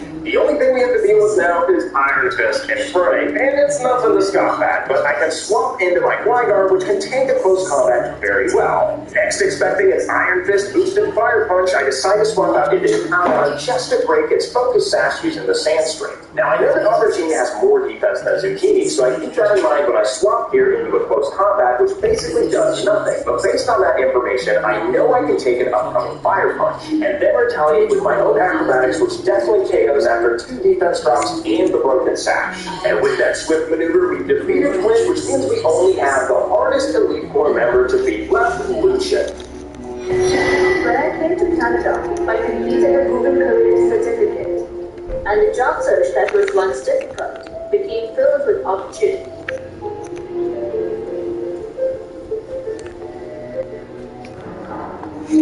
Psychic types are only super strong special attackers and can be really difficult to deal with, but I decided to start out with Steelix, and I actually get the quick ball prod to get the substitute as it goes for Reflect. It then goes for Psychic, which isn't even enough to break my substitute, and I retaliate with an Iron Tail, which takes it out because I get a critical hit. That's a pretty awesome luck, since Reflect would have made it really annoying to deal with this Mr. Line, but next up is Medicham, and much like Candace, this thing can do some serious damage. However, like Flint's low money, it goes for High Jump Kick, which we can just protect first and have it do half its damage. The next turn, it goes for High Jump Kick, breaking our sub, but we can just use Curse and follow that up with a Protect the next turn, which means that Medicham's going to go for High Jump Kick again, deal half its health, and take care of itself for us. We did have to deal with Alakazam, and this thing's pretty scary, but it sets up a nasty bot, and I try to go for a boosted Iron Tail here, but it only does about 60%, and it sets us up with a Future Sight. We then take it out with an Iron Tail, and next up is Girafarig, which hits us with a Psychic for pretty minimal damage. I slap it for about 60% with an Iron Tail, take the Future Sight attack, and decide to swap out into Zucchini. He then goes with it, apparently does best, and avoids another move after after which it takes out the giraffe rig with a crunch. This only leaves bronze on left, which is a really bulky Pokemon that likes to go for Trick Room, and it do about 45% of the crunch. Then expecting it to go for Earthquake, I decided to swap out of Zucchini for Aubergine who can dodge it being a flying type. I then get hit by a very pathetic payback as I go for a Thief just to steal its Citrus Berry. That unfortunately puts it in range of 4 swords, so I decided to set up a Swords Dance so I can hit it hard with a Thief the next turn. After that, the Trick Room finally expires, so another Thief does the trick, which means we're only left with facing King Cynthia. And here's the thing, Cynthia is a big roadblock. Her my limit pretty much stops me dead in my tracks. There's nothing I can do about it. So I came up with a plan that would at least get me past my limit, and probably not much else. As Cynthia starts out with her signature Spiritomb, I go ahead and lead with Forterra just to set up a lead speed on this thing. We then get hit by Shadow Ball, which does about 45% for Forterra, but that doesn't matter since I don't intend to keep it in, and we swap out for Zucchini to set up the Sandstorm. So my Dark Pulse puts us at about 50%, but we can use it to protect the next turn to get 2 turns of lead to heal up to 75%. This means that we can get off the yawn, and the Outdog's not going to be taken out by the following Shadow Ball. Following this, we have to swap in a Dark Town and do a nice lead turn, and if it gets the Shadow Ball, we actually just lose the fight, but ends up going for a Dark Pulse and then falling asleep. And this is why we see this super important for this strategy. Not only does it whittle down the Spiritomb, but we also get health back to leave us at 96% after we go to Swords Dance. As you can see, it gets down into the red, and if Spiritomb would have woken up there and hit us with a move, we also lose the fight. But during the full restore, we can go for another Swords Dance to set up the +6, and then take out the Spiritomb, leaving us at 96% health for my moment. Being massive time is the only way to one-shot this thing, let's leave us with Lucario. And this is where it's important that we didn't get hit, because Lucario can't one-shot at this amount of health, which means it's probably going to go for an Acid Block, and we take it out with an Earthquake. However, this Rosary can leave us blown up for Garchomp to pick us off with Dazzle Lead, but when I pick my Lugia, I actually get the Quick Claw block, and I take it out in one hit with Dragon Claw. This is actually the most insanely clutch Quick Claw proc that I think I've ever had happen to me. We can take out the Gastrodon in one hit, and because of that Quick Claw, we're actually left at enough health where we can survive a Dragon Claw. And since we're at +6, we can take out Cynthia's Garchomp in one hit, and even have enough health to survive the Rough Skin, which is exactly how I beat a Pokemon Brilliant Diamond hardcore Nuzlocke using only ground types. And I gotta say, after what happened in the last run, it feels very good to see Cynthia cleanly with Garchomp. Albeit with a little bit of luck, but you know what? She certainly had it coming. But all in all, I had a fantastic time playing this run, and let me know what you think of this run down in the comments below. And while you're down there, you might as well leave this video a like, and if you're not subscribed yet, what are you doing? Please let me know what game and typing you'd like to see me tackle in the next one, guys, and until we see each other then, have a good one.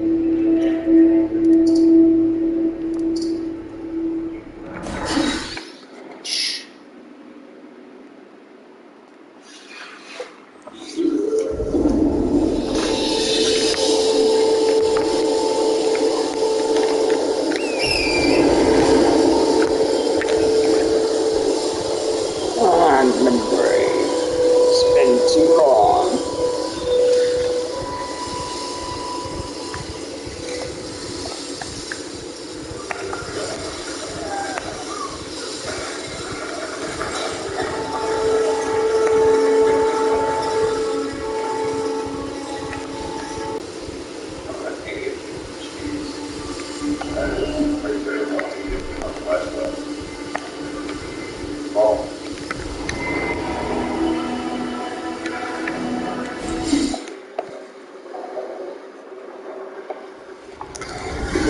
oh, I did not make it. Not fast enough.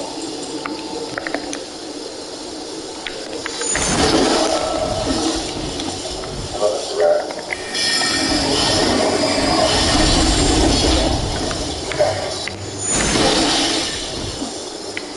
Alright. Should be anywhere. Probably.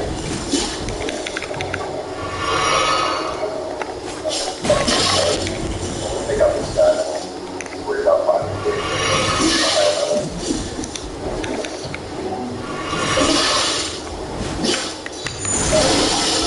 Very cool. Oh, we got that. Very good to take care of that. Let's do a quick night and put down the left ball. Show you my brass spots.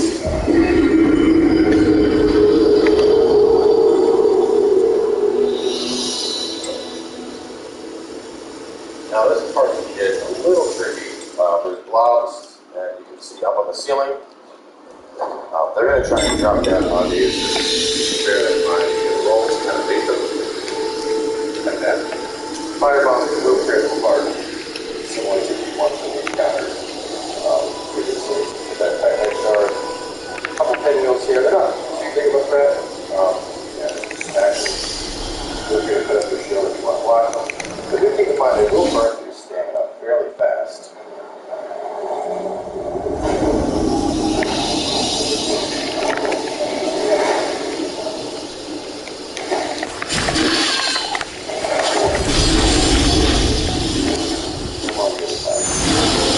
Should have our pulses one range that is here. Also,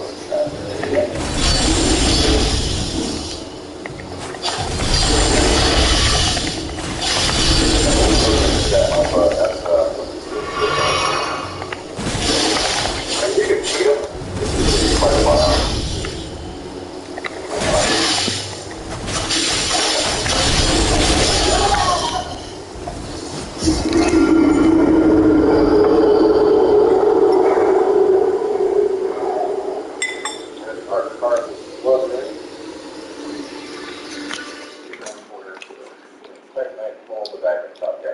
So this is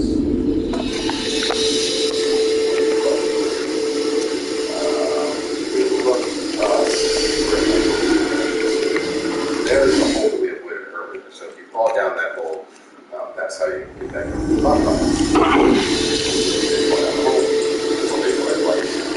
Oh, come on. Got caught by the exact trap I wanted you guys. Oh, I missed, not bad.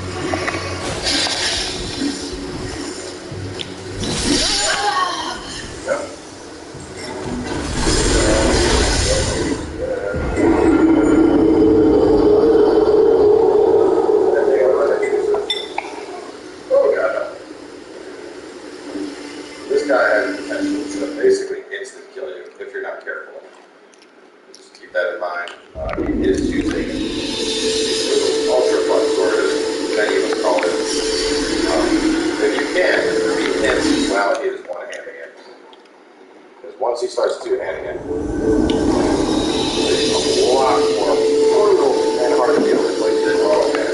Now this is what you gotta do. We'll back next.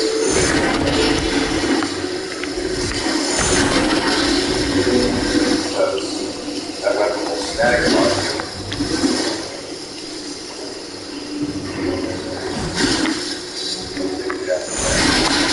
Ooh. Gotcha.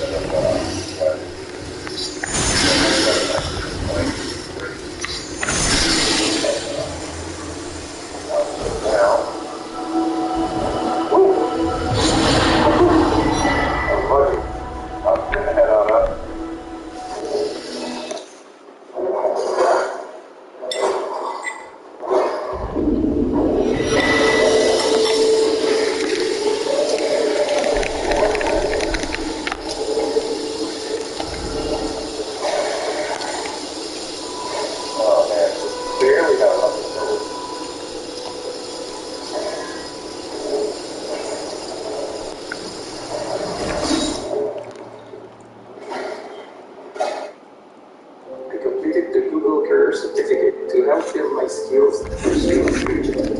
And with 3 young kids at home, anything I can learn at my own pace was so important. Now you are King's children, and a full-fledged member of the volcano blazes. Never patient, the kingdom's unfettered power as a champion.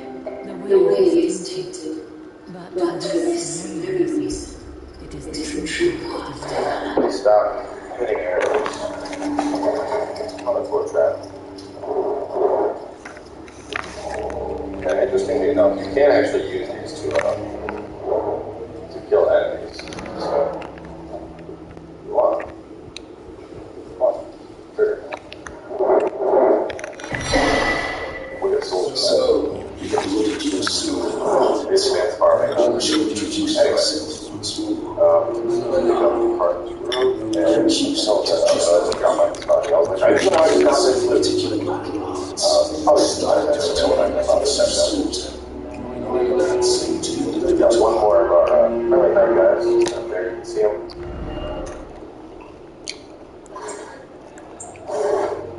Sharpening it on up. Grab the large type thing.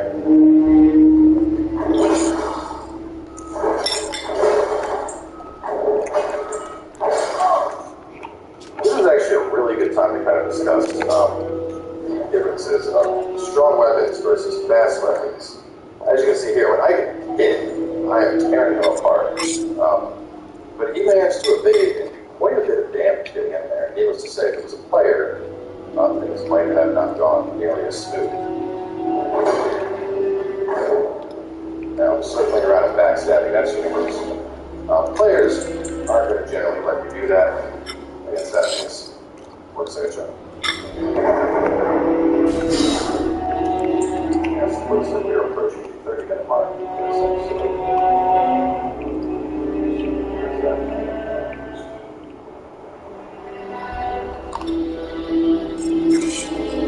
The dark gem. Now, I'm not sure what causes that to spawn.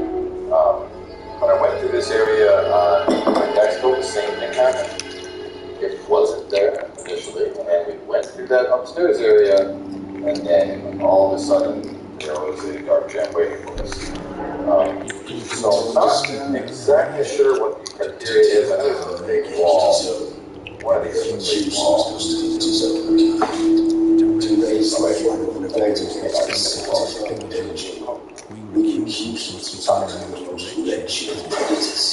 All you can do is laugh. Well,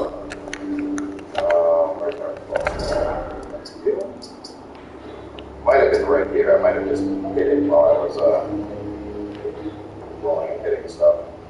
But yeah, looking at numbers real fast. Emperor, Titan Knight, Blood Ring, got the Great Warden Ashes, got the Dark Gem. Yeah.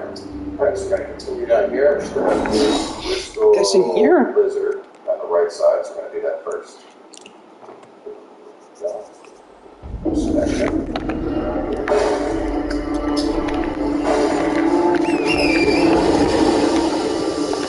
Got a fire tank.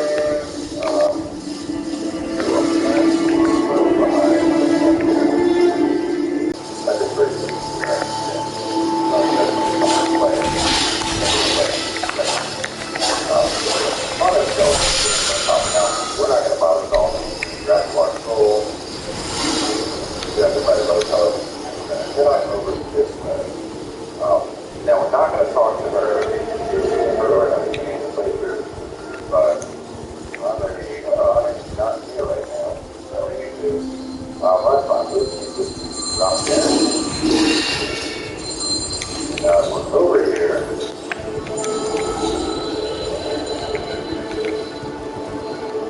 the army end.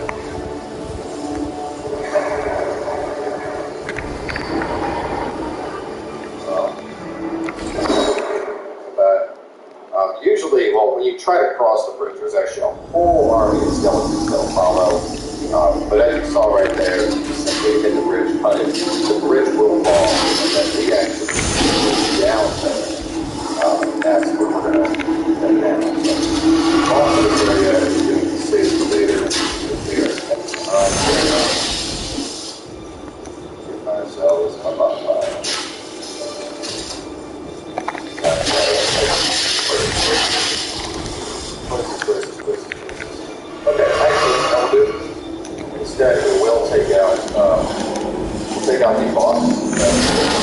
here, and then we'll go through the optional area.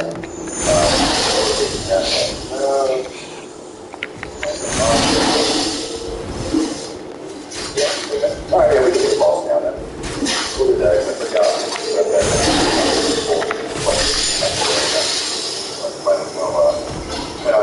take out the boss now. So even though we're only going into this with 4 Estus classes, this isn't a particularly hard fight. Switch that up for something anything.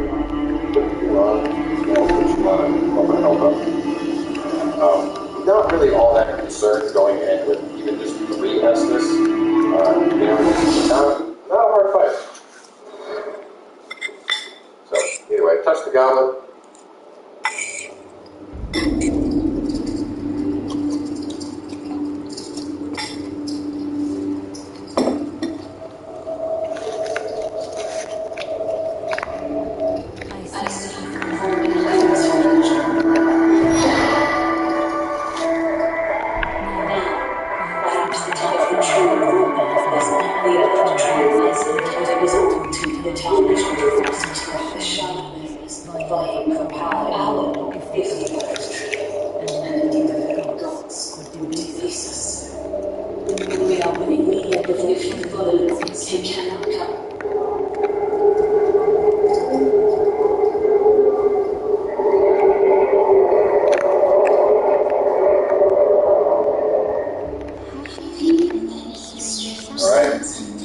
Charcoal pie resin. Let's go. It's kind of spooky, but here's our boss. He looks big and intimidating. It's really not that bad. Just wait till he sets down his hand and go and smash these bracelets he's wearing. Oh my God, he's way the fuck out there. Damn. You want to avoid that. He starts misting, just back up, let him come after you. Don't get caught in that mist. All we really got to do is we just got to get up, smash these bracelets. Big chunks of health, as you can see.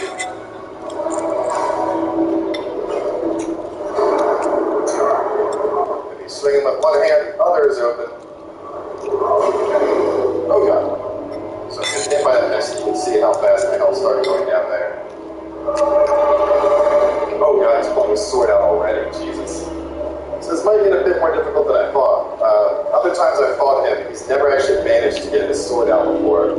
So I'm not sure what attacks he does with it.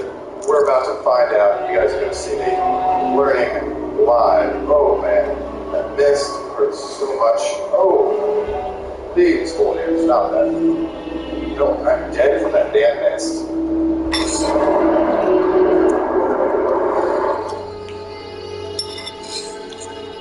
Son of a bitch, Volnir.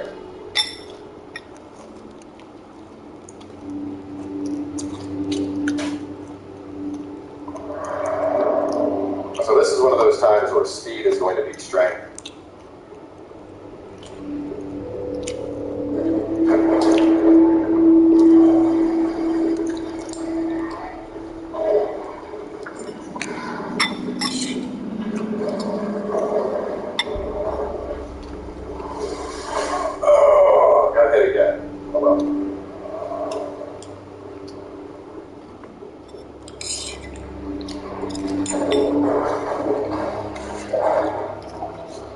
Definitely a fight that's much easier with a faster weapon.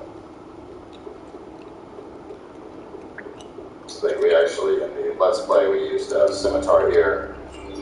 We used the katana on the deck still. But at the very least, you guys get to see what happens with this. So, kind of good that I died. You can see the army of skeletons. You can kind of imagine it was like, oh my God, look at them all. There's so many skeletons. There's too many skeletons, and then you hit the bridge, and they're just like, ah! They all fall down. Not funny. Alright, enough of these my stupid jokes now. Let's finish up this area. We are already at 35 minutes. This might end up getting split into 2 videos, just being honest. We'll see.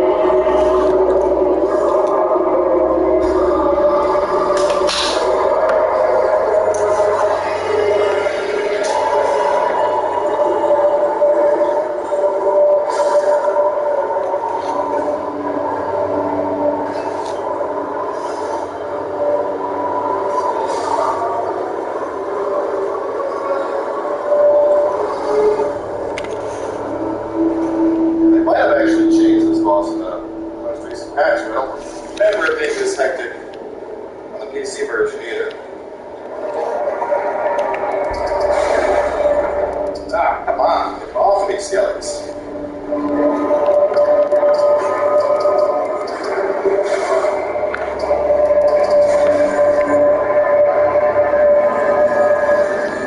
I just can't see anything.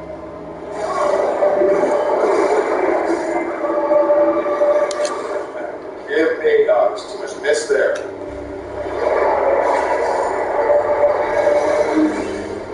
Just gotta hit that bracelet a couple times. He's dead. Wrath of God. Not gonna matter. Give me that bracelet. Here. There we go. Get back into the abyss. Get out of here. There we go. One air is down.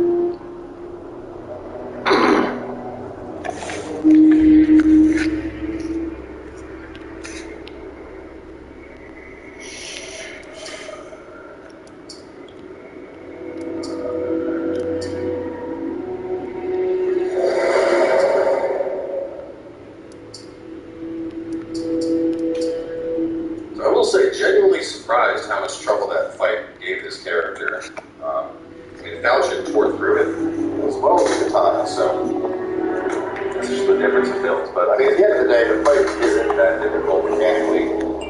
It's just take out the bracelets. I think the big mistake I made the first time was I went after the right bracelets, and every other time I've done this fight, I've always gone after the left, just because it seems like he hangs his right hand back a little bit further. So taking out that before the mist advances seems to me something that's pretty standard that I would recommend doing. But either way, Holy Lord Warrior is down. We're going to head on back and get some levels.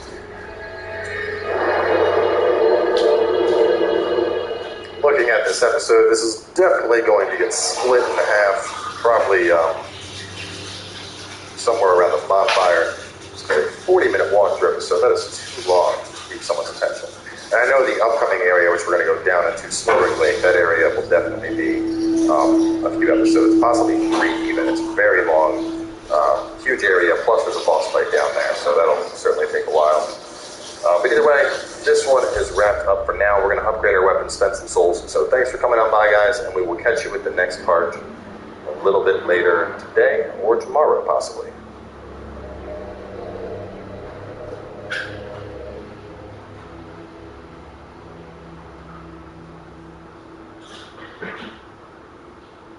Nice.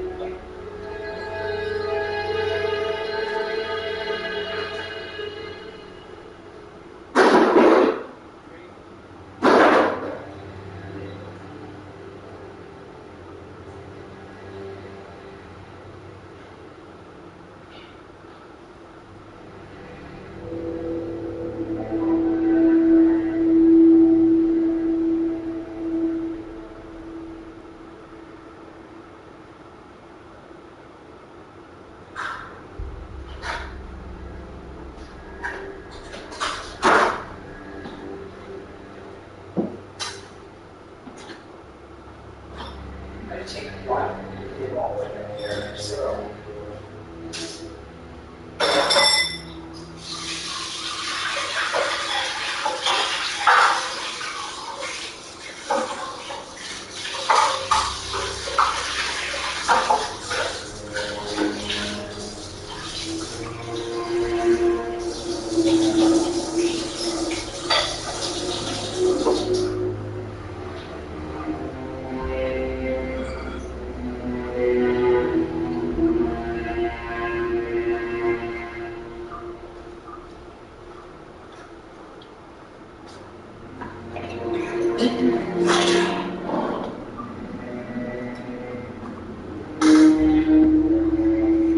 I started a Google Career Certificate for a better life for me and my family. In just a few months, I learned the tools I needed to start my new career and was reminded that I can do anything.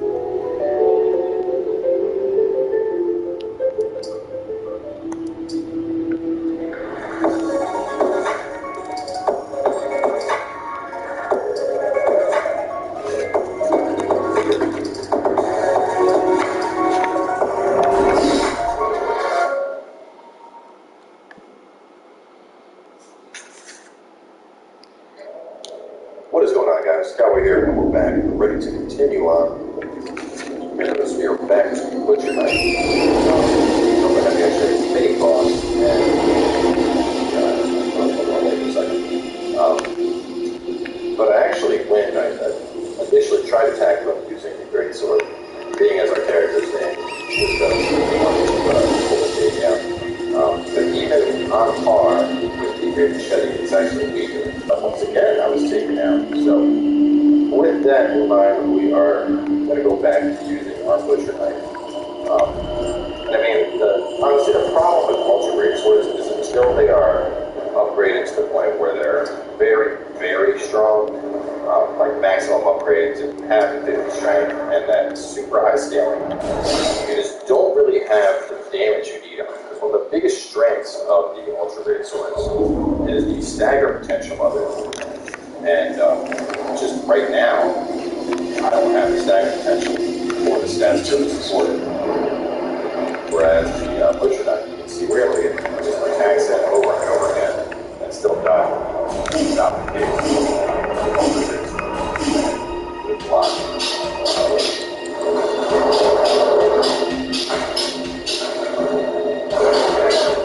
Now we are going to be coming up on a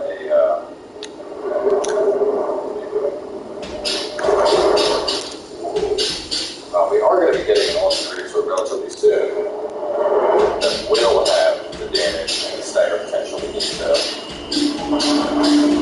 have it as it does.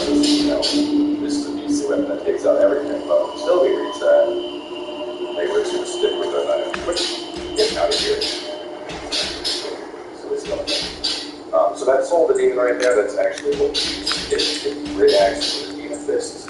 I want to pick up the great axe because I haven't on my first playthrough. I didn't get it, and I think it looks like it's pretty badass. But anyway, over here, this just is a minute to get a katana from it. So I'm sure a lot of people are wondering when can I finally get a new katana, especially if you're using all this time. Ow, man, that was very rude.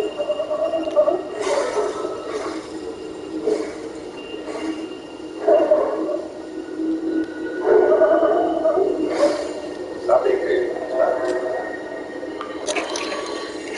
And there's the black blade. Should a couple of you are curious. As you can see, 1818. Very similar to before. It has a moveset close to what it was in Dark Souls 2. It's shorter than the Uchi. But anyway, continuing on from here, got quite a few items we're going to be picking up.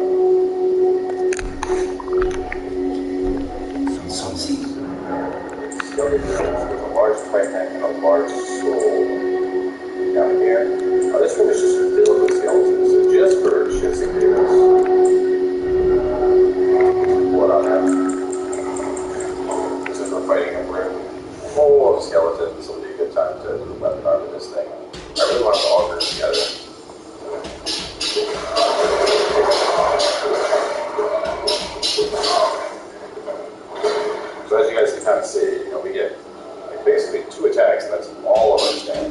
Given our stamina isn't at cap that we're working it towards, it's just a very slow weapon. Even there, I didn't have enough poise to hit off that weapon arm. That one attack, so.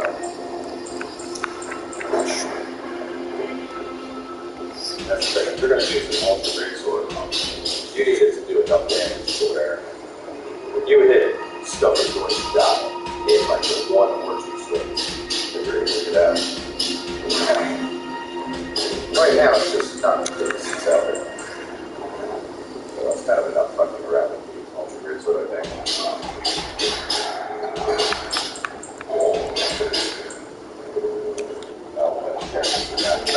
Take these guys down real fast.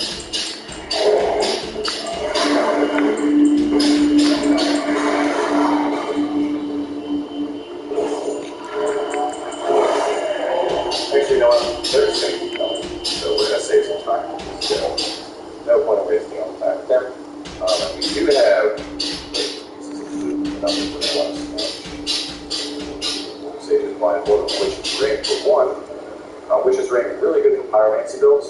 It's similar to the Swamp Ring that boosts your pyromancies even further. On top of that, you can actually both them. And from there, we'll head on down this way and we have ourselves a bonfire.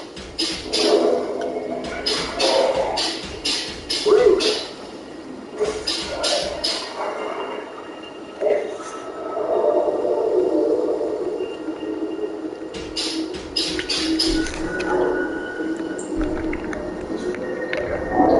And run down this way.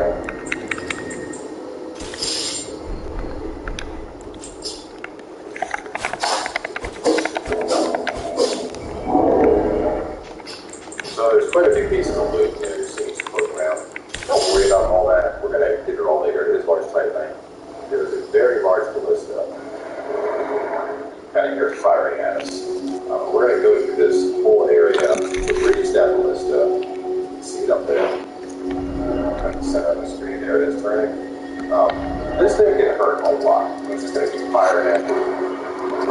This is skeleton worm.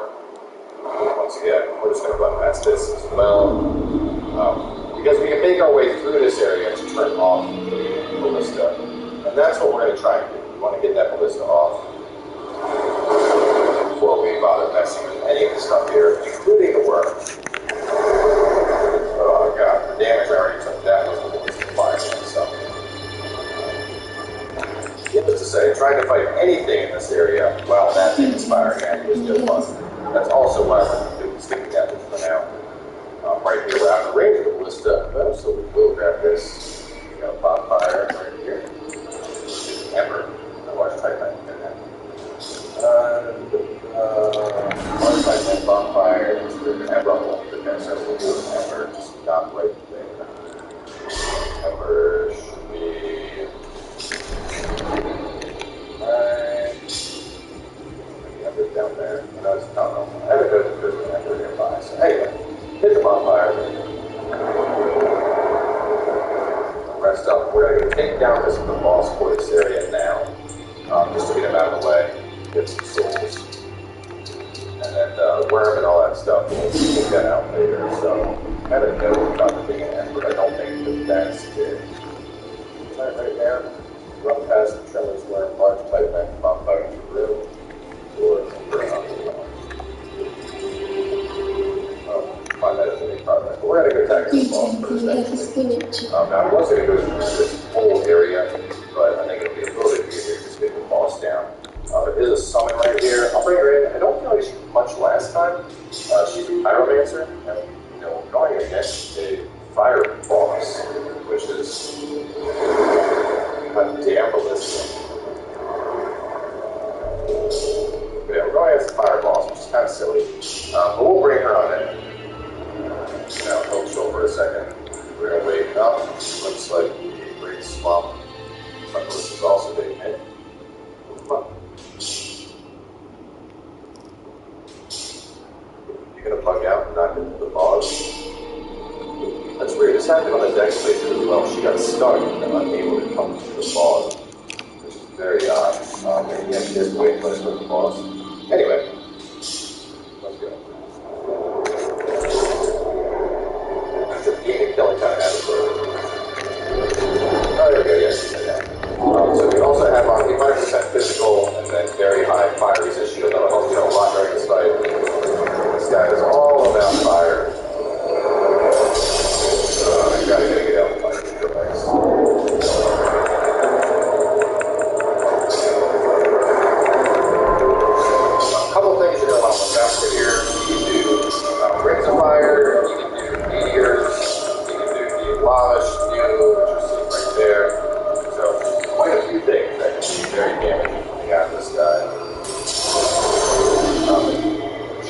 Base attacks aren't too bad. You can avoid those with a little bit of ease. And a lot of people think you can cut off his tail for loot. I don't think you can, otherwise I'm pretty sure I would have been able to. You also does some combustion, which you saw right there. You get nice and close up on him. I actually go a little bit heavier, just because I can only get in very few attacks here. Before I got to draw. Ow! Old Demon King, chill the fuck out. Now the dex build is tearing him apart. Not so much this time. It's poison.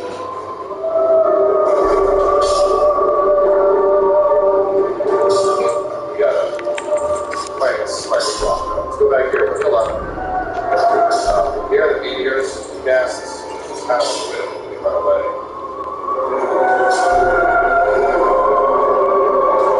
Alright, he's pounding his staff down. He's making his fire ring.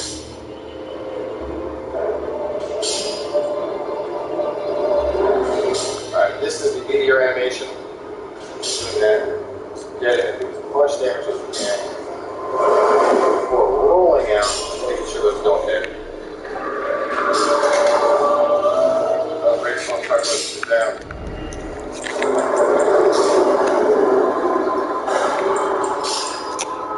Looks like it's up to me. Yeah, this is so easy. I was able to attack so fast, and then adding in the bonus damage. Having Dark Weapon is annihilating it.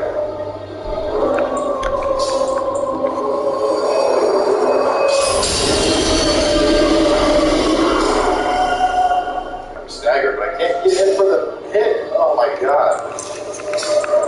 Wow. What a shit way to go down.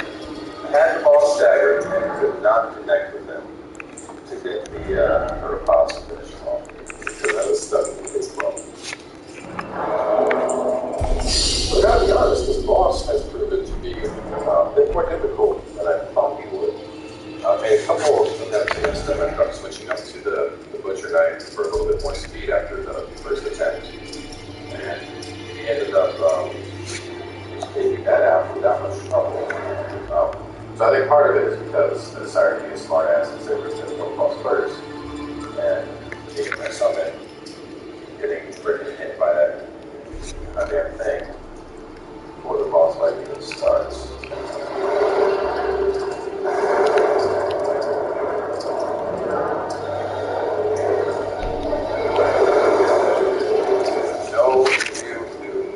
Not today.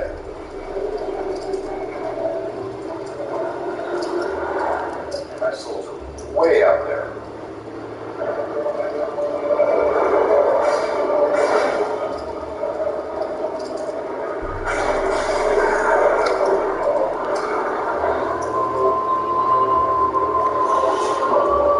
I'm starting to wonder if they bumped this guy with the regulation patch, which is strange because DC is 1.01.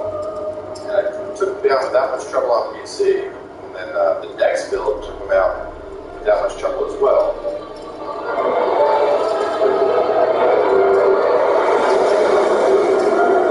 It's like a pathing issue though, I can't get through him like I normally can.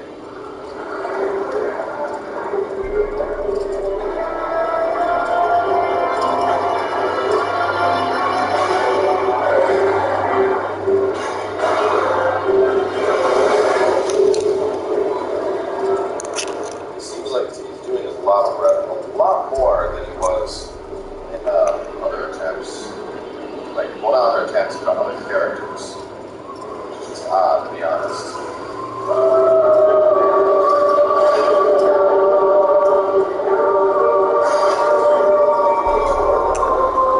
You get stuck on it like this.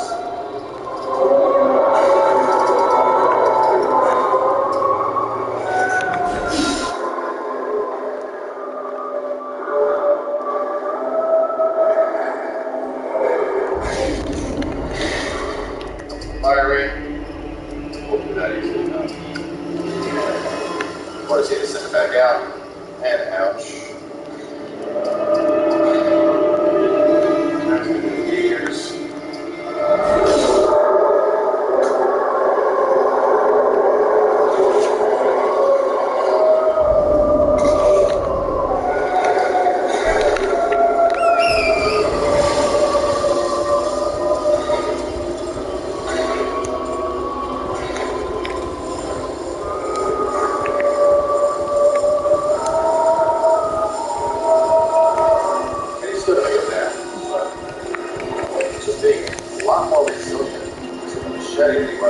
katana.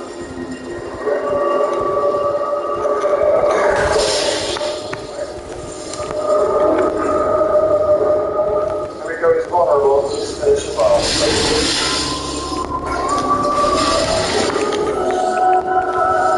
Basic tries to do this.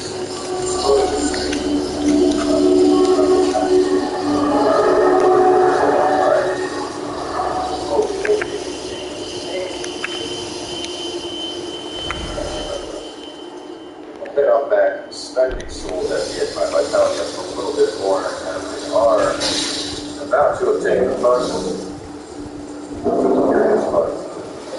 Also great sword.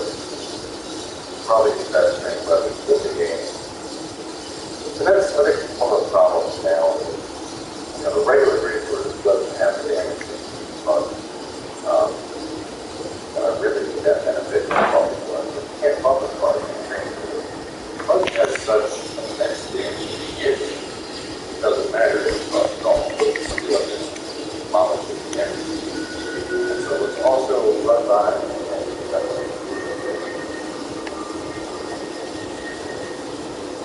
and we already used Warrior's Home. We have that here we go, Warrior's Home. The alternative to that was Black Serpent. You could honestly be a Let's Play, all that good. But we are going to be picking up the Great Axe, the first game we built, and then the Great Hammer. That's the other footage of here on camera. That's actually a very nice pilot. Right, so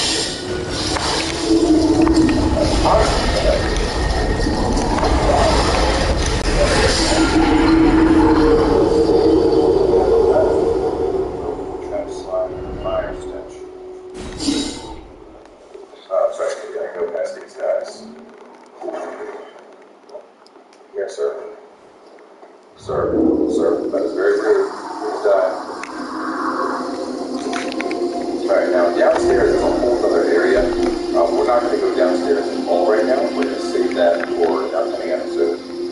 We're just going to take care of the upper path right now. Since we already got the boss.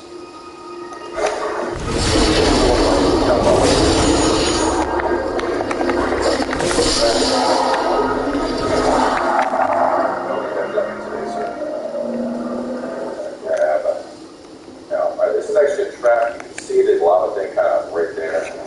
But they head out. There's also fire statues here, which are kind of annoying. Let's see, fire statue creates fire.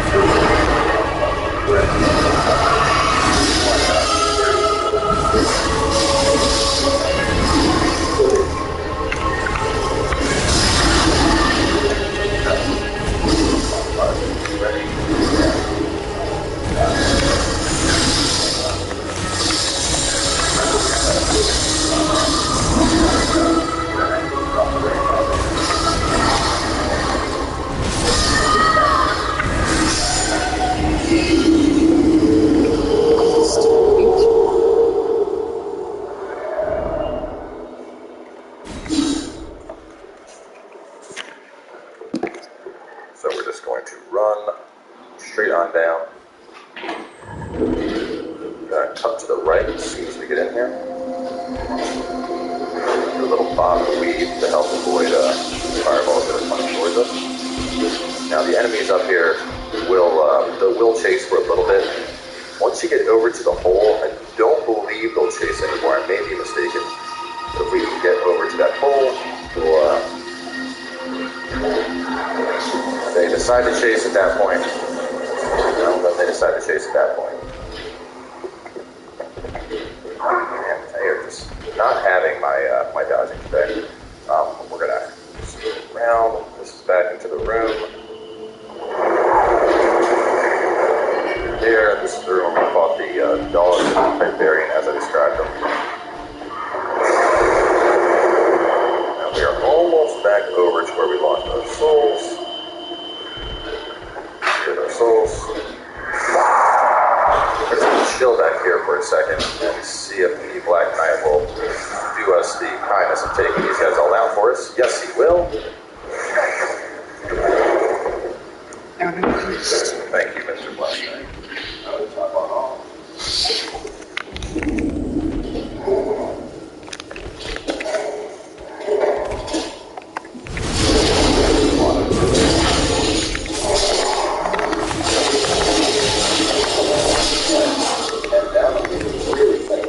Oh, what's up, boys?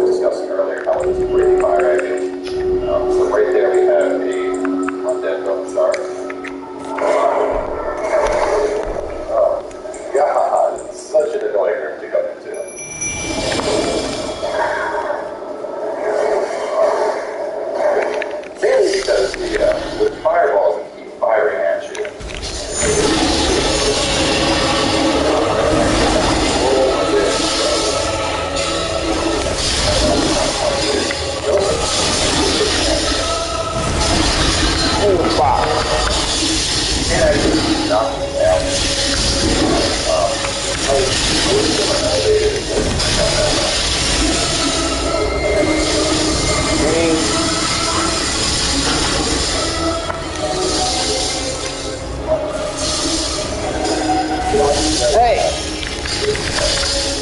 Oh, fuck, I'm out. That's not good. No! Ow, bitch.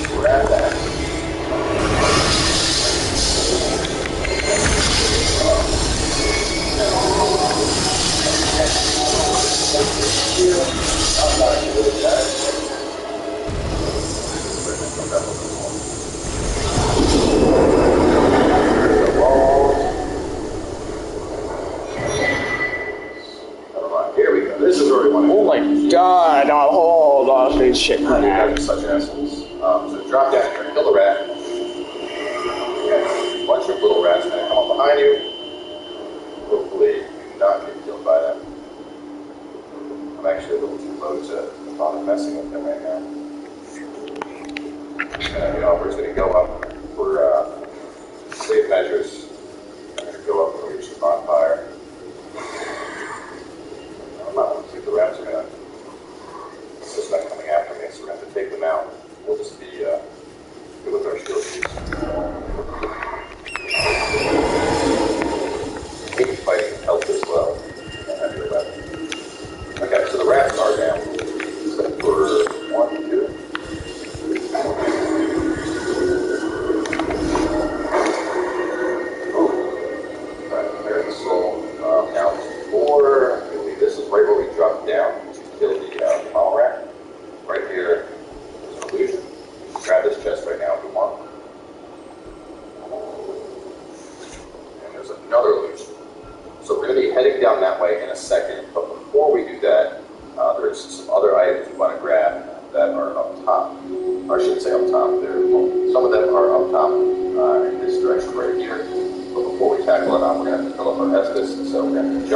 a bit.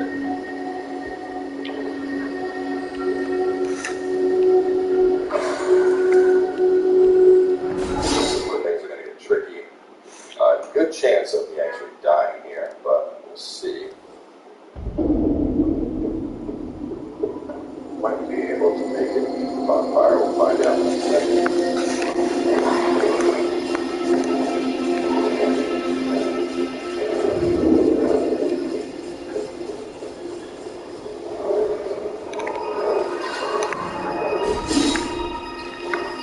Looks like I will. Beautiful run right there. Alright, so from here we're going to head right back down toward those rats where we have all of our Estus. If you do have the attunement for it, which let's see, I might be able to do this. I might have stats faster.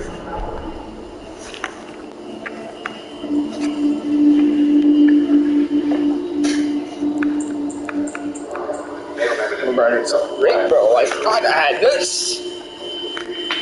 6-6 rescue and wonderful. So put on a flashlight. We're going to want that on. So what we're going to do next. Equip that pyromancer thing. If you don't remember where we got it from, simply talk to the pyromancer back at Marley's Shrine. Get a hold of that. Move around this, drop down. You'll probably get a fireball in the back here. Yep, there it is. Cut out through there. Not that one. We want to go straight to the end of the path. Do a little bottom weave. There we go. Alright, now we're good. So those enemies shouldn't follow us down here. Emphasis on shouldn't. And on this way. I don't normally use the freezing mist. I'll just move that and that. So, yeah.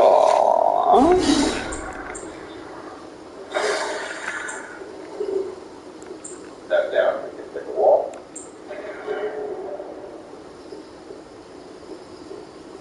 This was the hole from earlier that you may remember. That's where we dropped down to get the main rat. First thing you want to do, run over here. Going to get another pyromancer help. Head on down this way. Here's where things get tricky. Now we have a lot of them. So there's no items on that side. There are 2 items right here in front of us, though. So we have toxic mist and a white hair talisman in this area. Now, what I would suggest doing is go through your gear. Whatever you have on that has the highest fire defense, go ahead and put that on now. You can see there are some of those little lava guys we ran into earlier. Scroll through quickly. But that might fix this.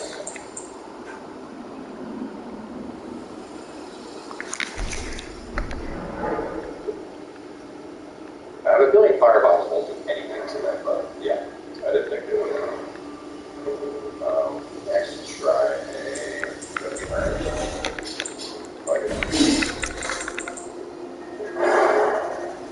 Temporary boost matching attacks. Holy shit.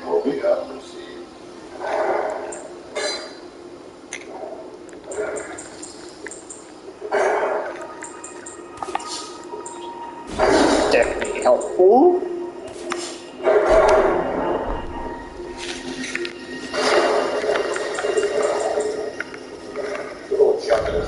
Always get the job done. Alright, I got one last piece here. I think that is my one went to the highest. Okay, so now we have as much fire defense as possible. We obviously really here. Next, flash sweat. And then run. Heal up. Run. Heal up. Heal up. Lava guys. Heal up. Heal up. Heal up. Oh, can we make it? Heal up. Oh, we didn't make it all the way. So, no problem if you die. I don't think I've actually had a character where I've been able to make this run at this level, get out there, grab both items, and get back. But either way, it's not going to be hard to grab them now. We'll just run right on back down there, run out and grab our souls, pop our Exodus, and be on our way.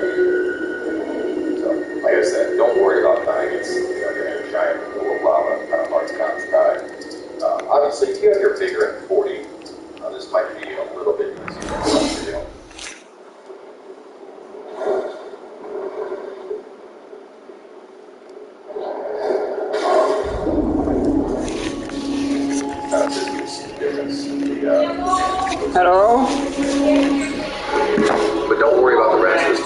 just going to run straight on in and head back to our souls.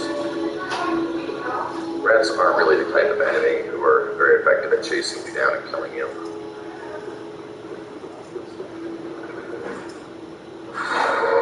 So you might want to pop an ember just to get that extra health. And now let's run.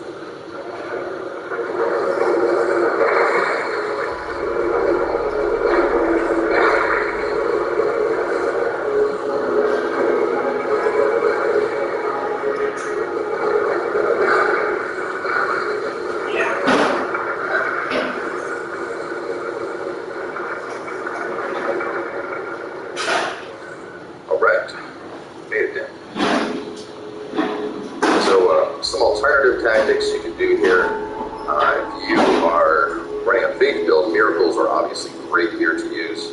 Alternatively, one thing you could do if you want to risk it, away rats. I'll show you in just a second here. We're going to have to head back to the bonfire now that we used all of our Estus to get past the lava. You guys may remember a hole we jumped through right here. Now, silly rat. If you drop down this hole and you go to the right, you can get to the items. I would recommend just running and grabbing them and, just sacrificing the death if you need to, only because just trying to do a run for them that way, if you're not prepared or it's your first time jumping down the lava, it's going to be a lot easier to get killed. And all in all, even though it's just to drop down and go to the right, I just feel it's a little bit trickier because you're going to drop and mess up your orientation at all and end up, wasting even a second running around the lava.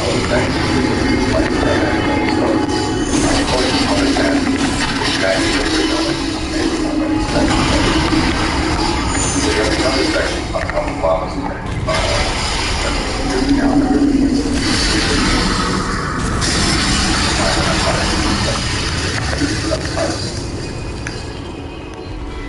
so we have a couple of enemies that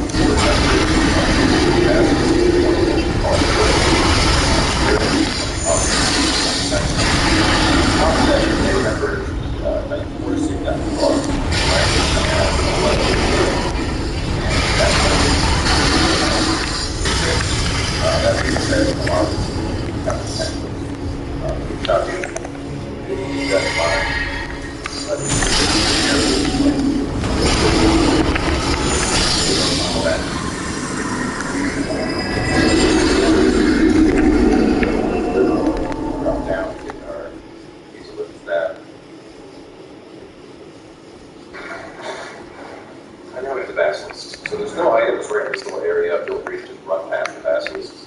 They're not a giant threat, obviously. And that upper path you see right there is where we're going to be heading first. We're going to take a left, make our way out there. Making sure these basilisks do not follow. Right. And get ready for a battle. So we're going to, I can take that off. He's already something. So what I would suggest is similar to how we fought him before. As long as he is one-handing it, ooh, God. As long as he's one-handing it, that's going to be your best bet. When he is two-handing it, he has kind of like instant kill potential just about. So, this is going to be tricky. Keep that in mind. If you can get him with backstabs, that's probably your best bet.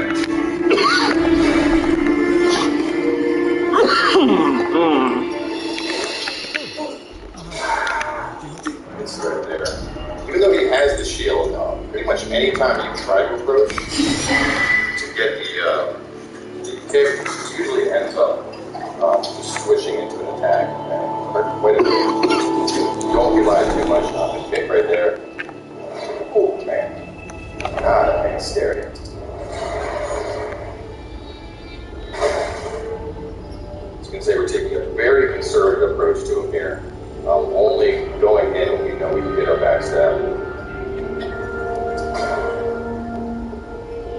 Probably the safest way to fight him. Especially when he does the delay swings like that. Just taking a hit like that, the one I just did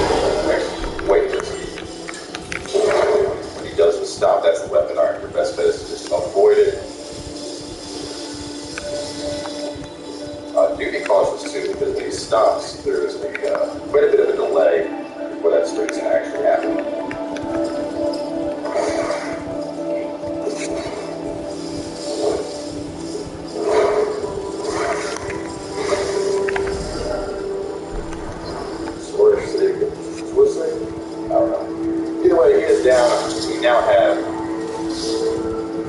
our super heavy, super awesome. We also picked up the Black Iron Great Shield as well. Really nice shield there. Now we have an additional lava. We have a Sacred Flame to the left. We have an Ember over to the right. Some of the floor. We have the left part. Might as well wait as much as possible here.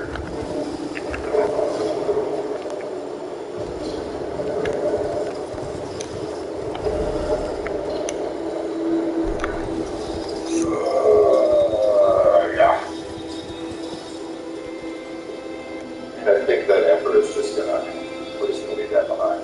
Because going for that Ember would mean die. And the Ember effect I have on right now, so that Ember is hitting left as it does. Either way, at this point we're done with the lava runs, so feel free to switch back over to the second one.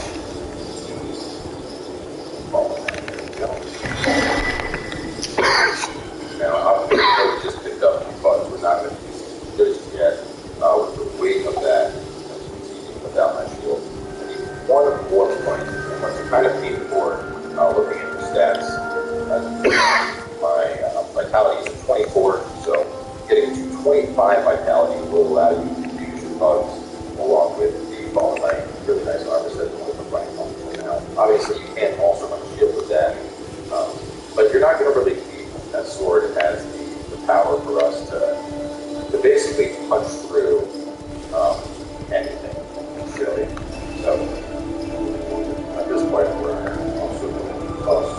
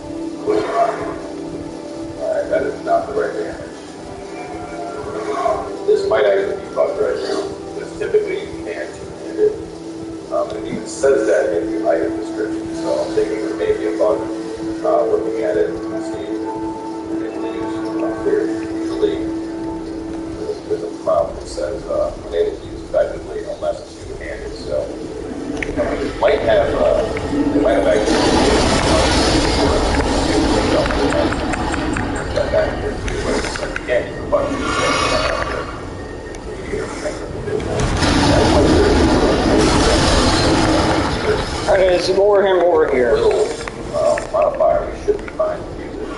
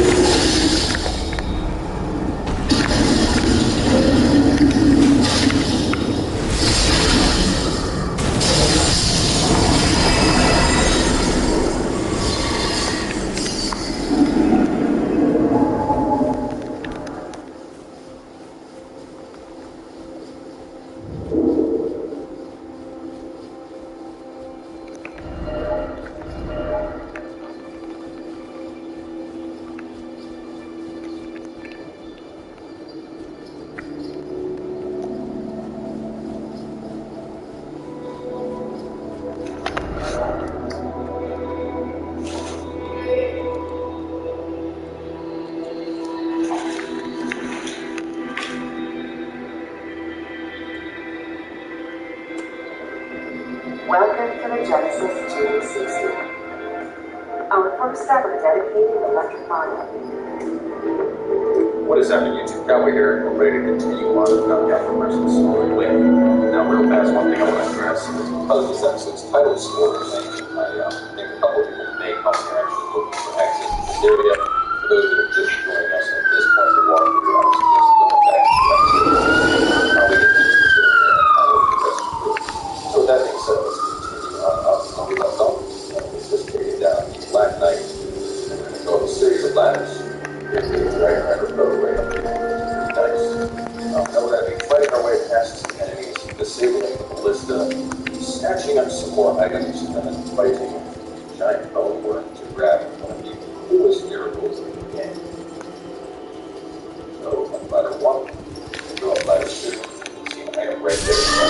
What? Horseshit! Grab that. And drop back down here. And then go on up. So a couple enemies in this next area. There are some tentacles in addition to the, as we call them, undead rogues that we fought earlier. So we should over there swing on over to the left. That ballista can't hit us right now, so we want to get over to the left as soon as possible. And now we are safely out of the view of the ballista.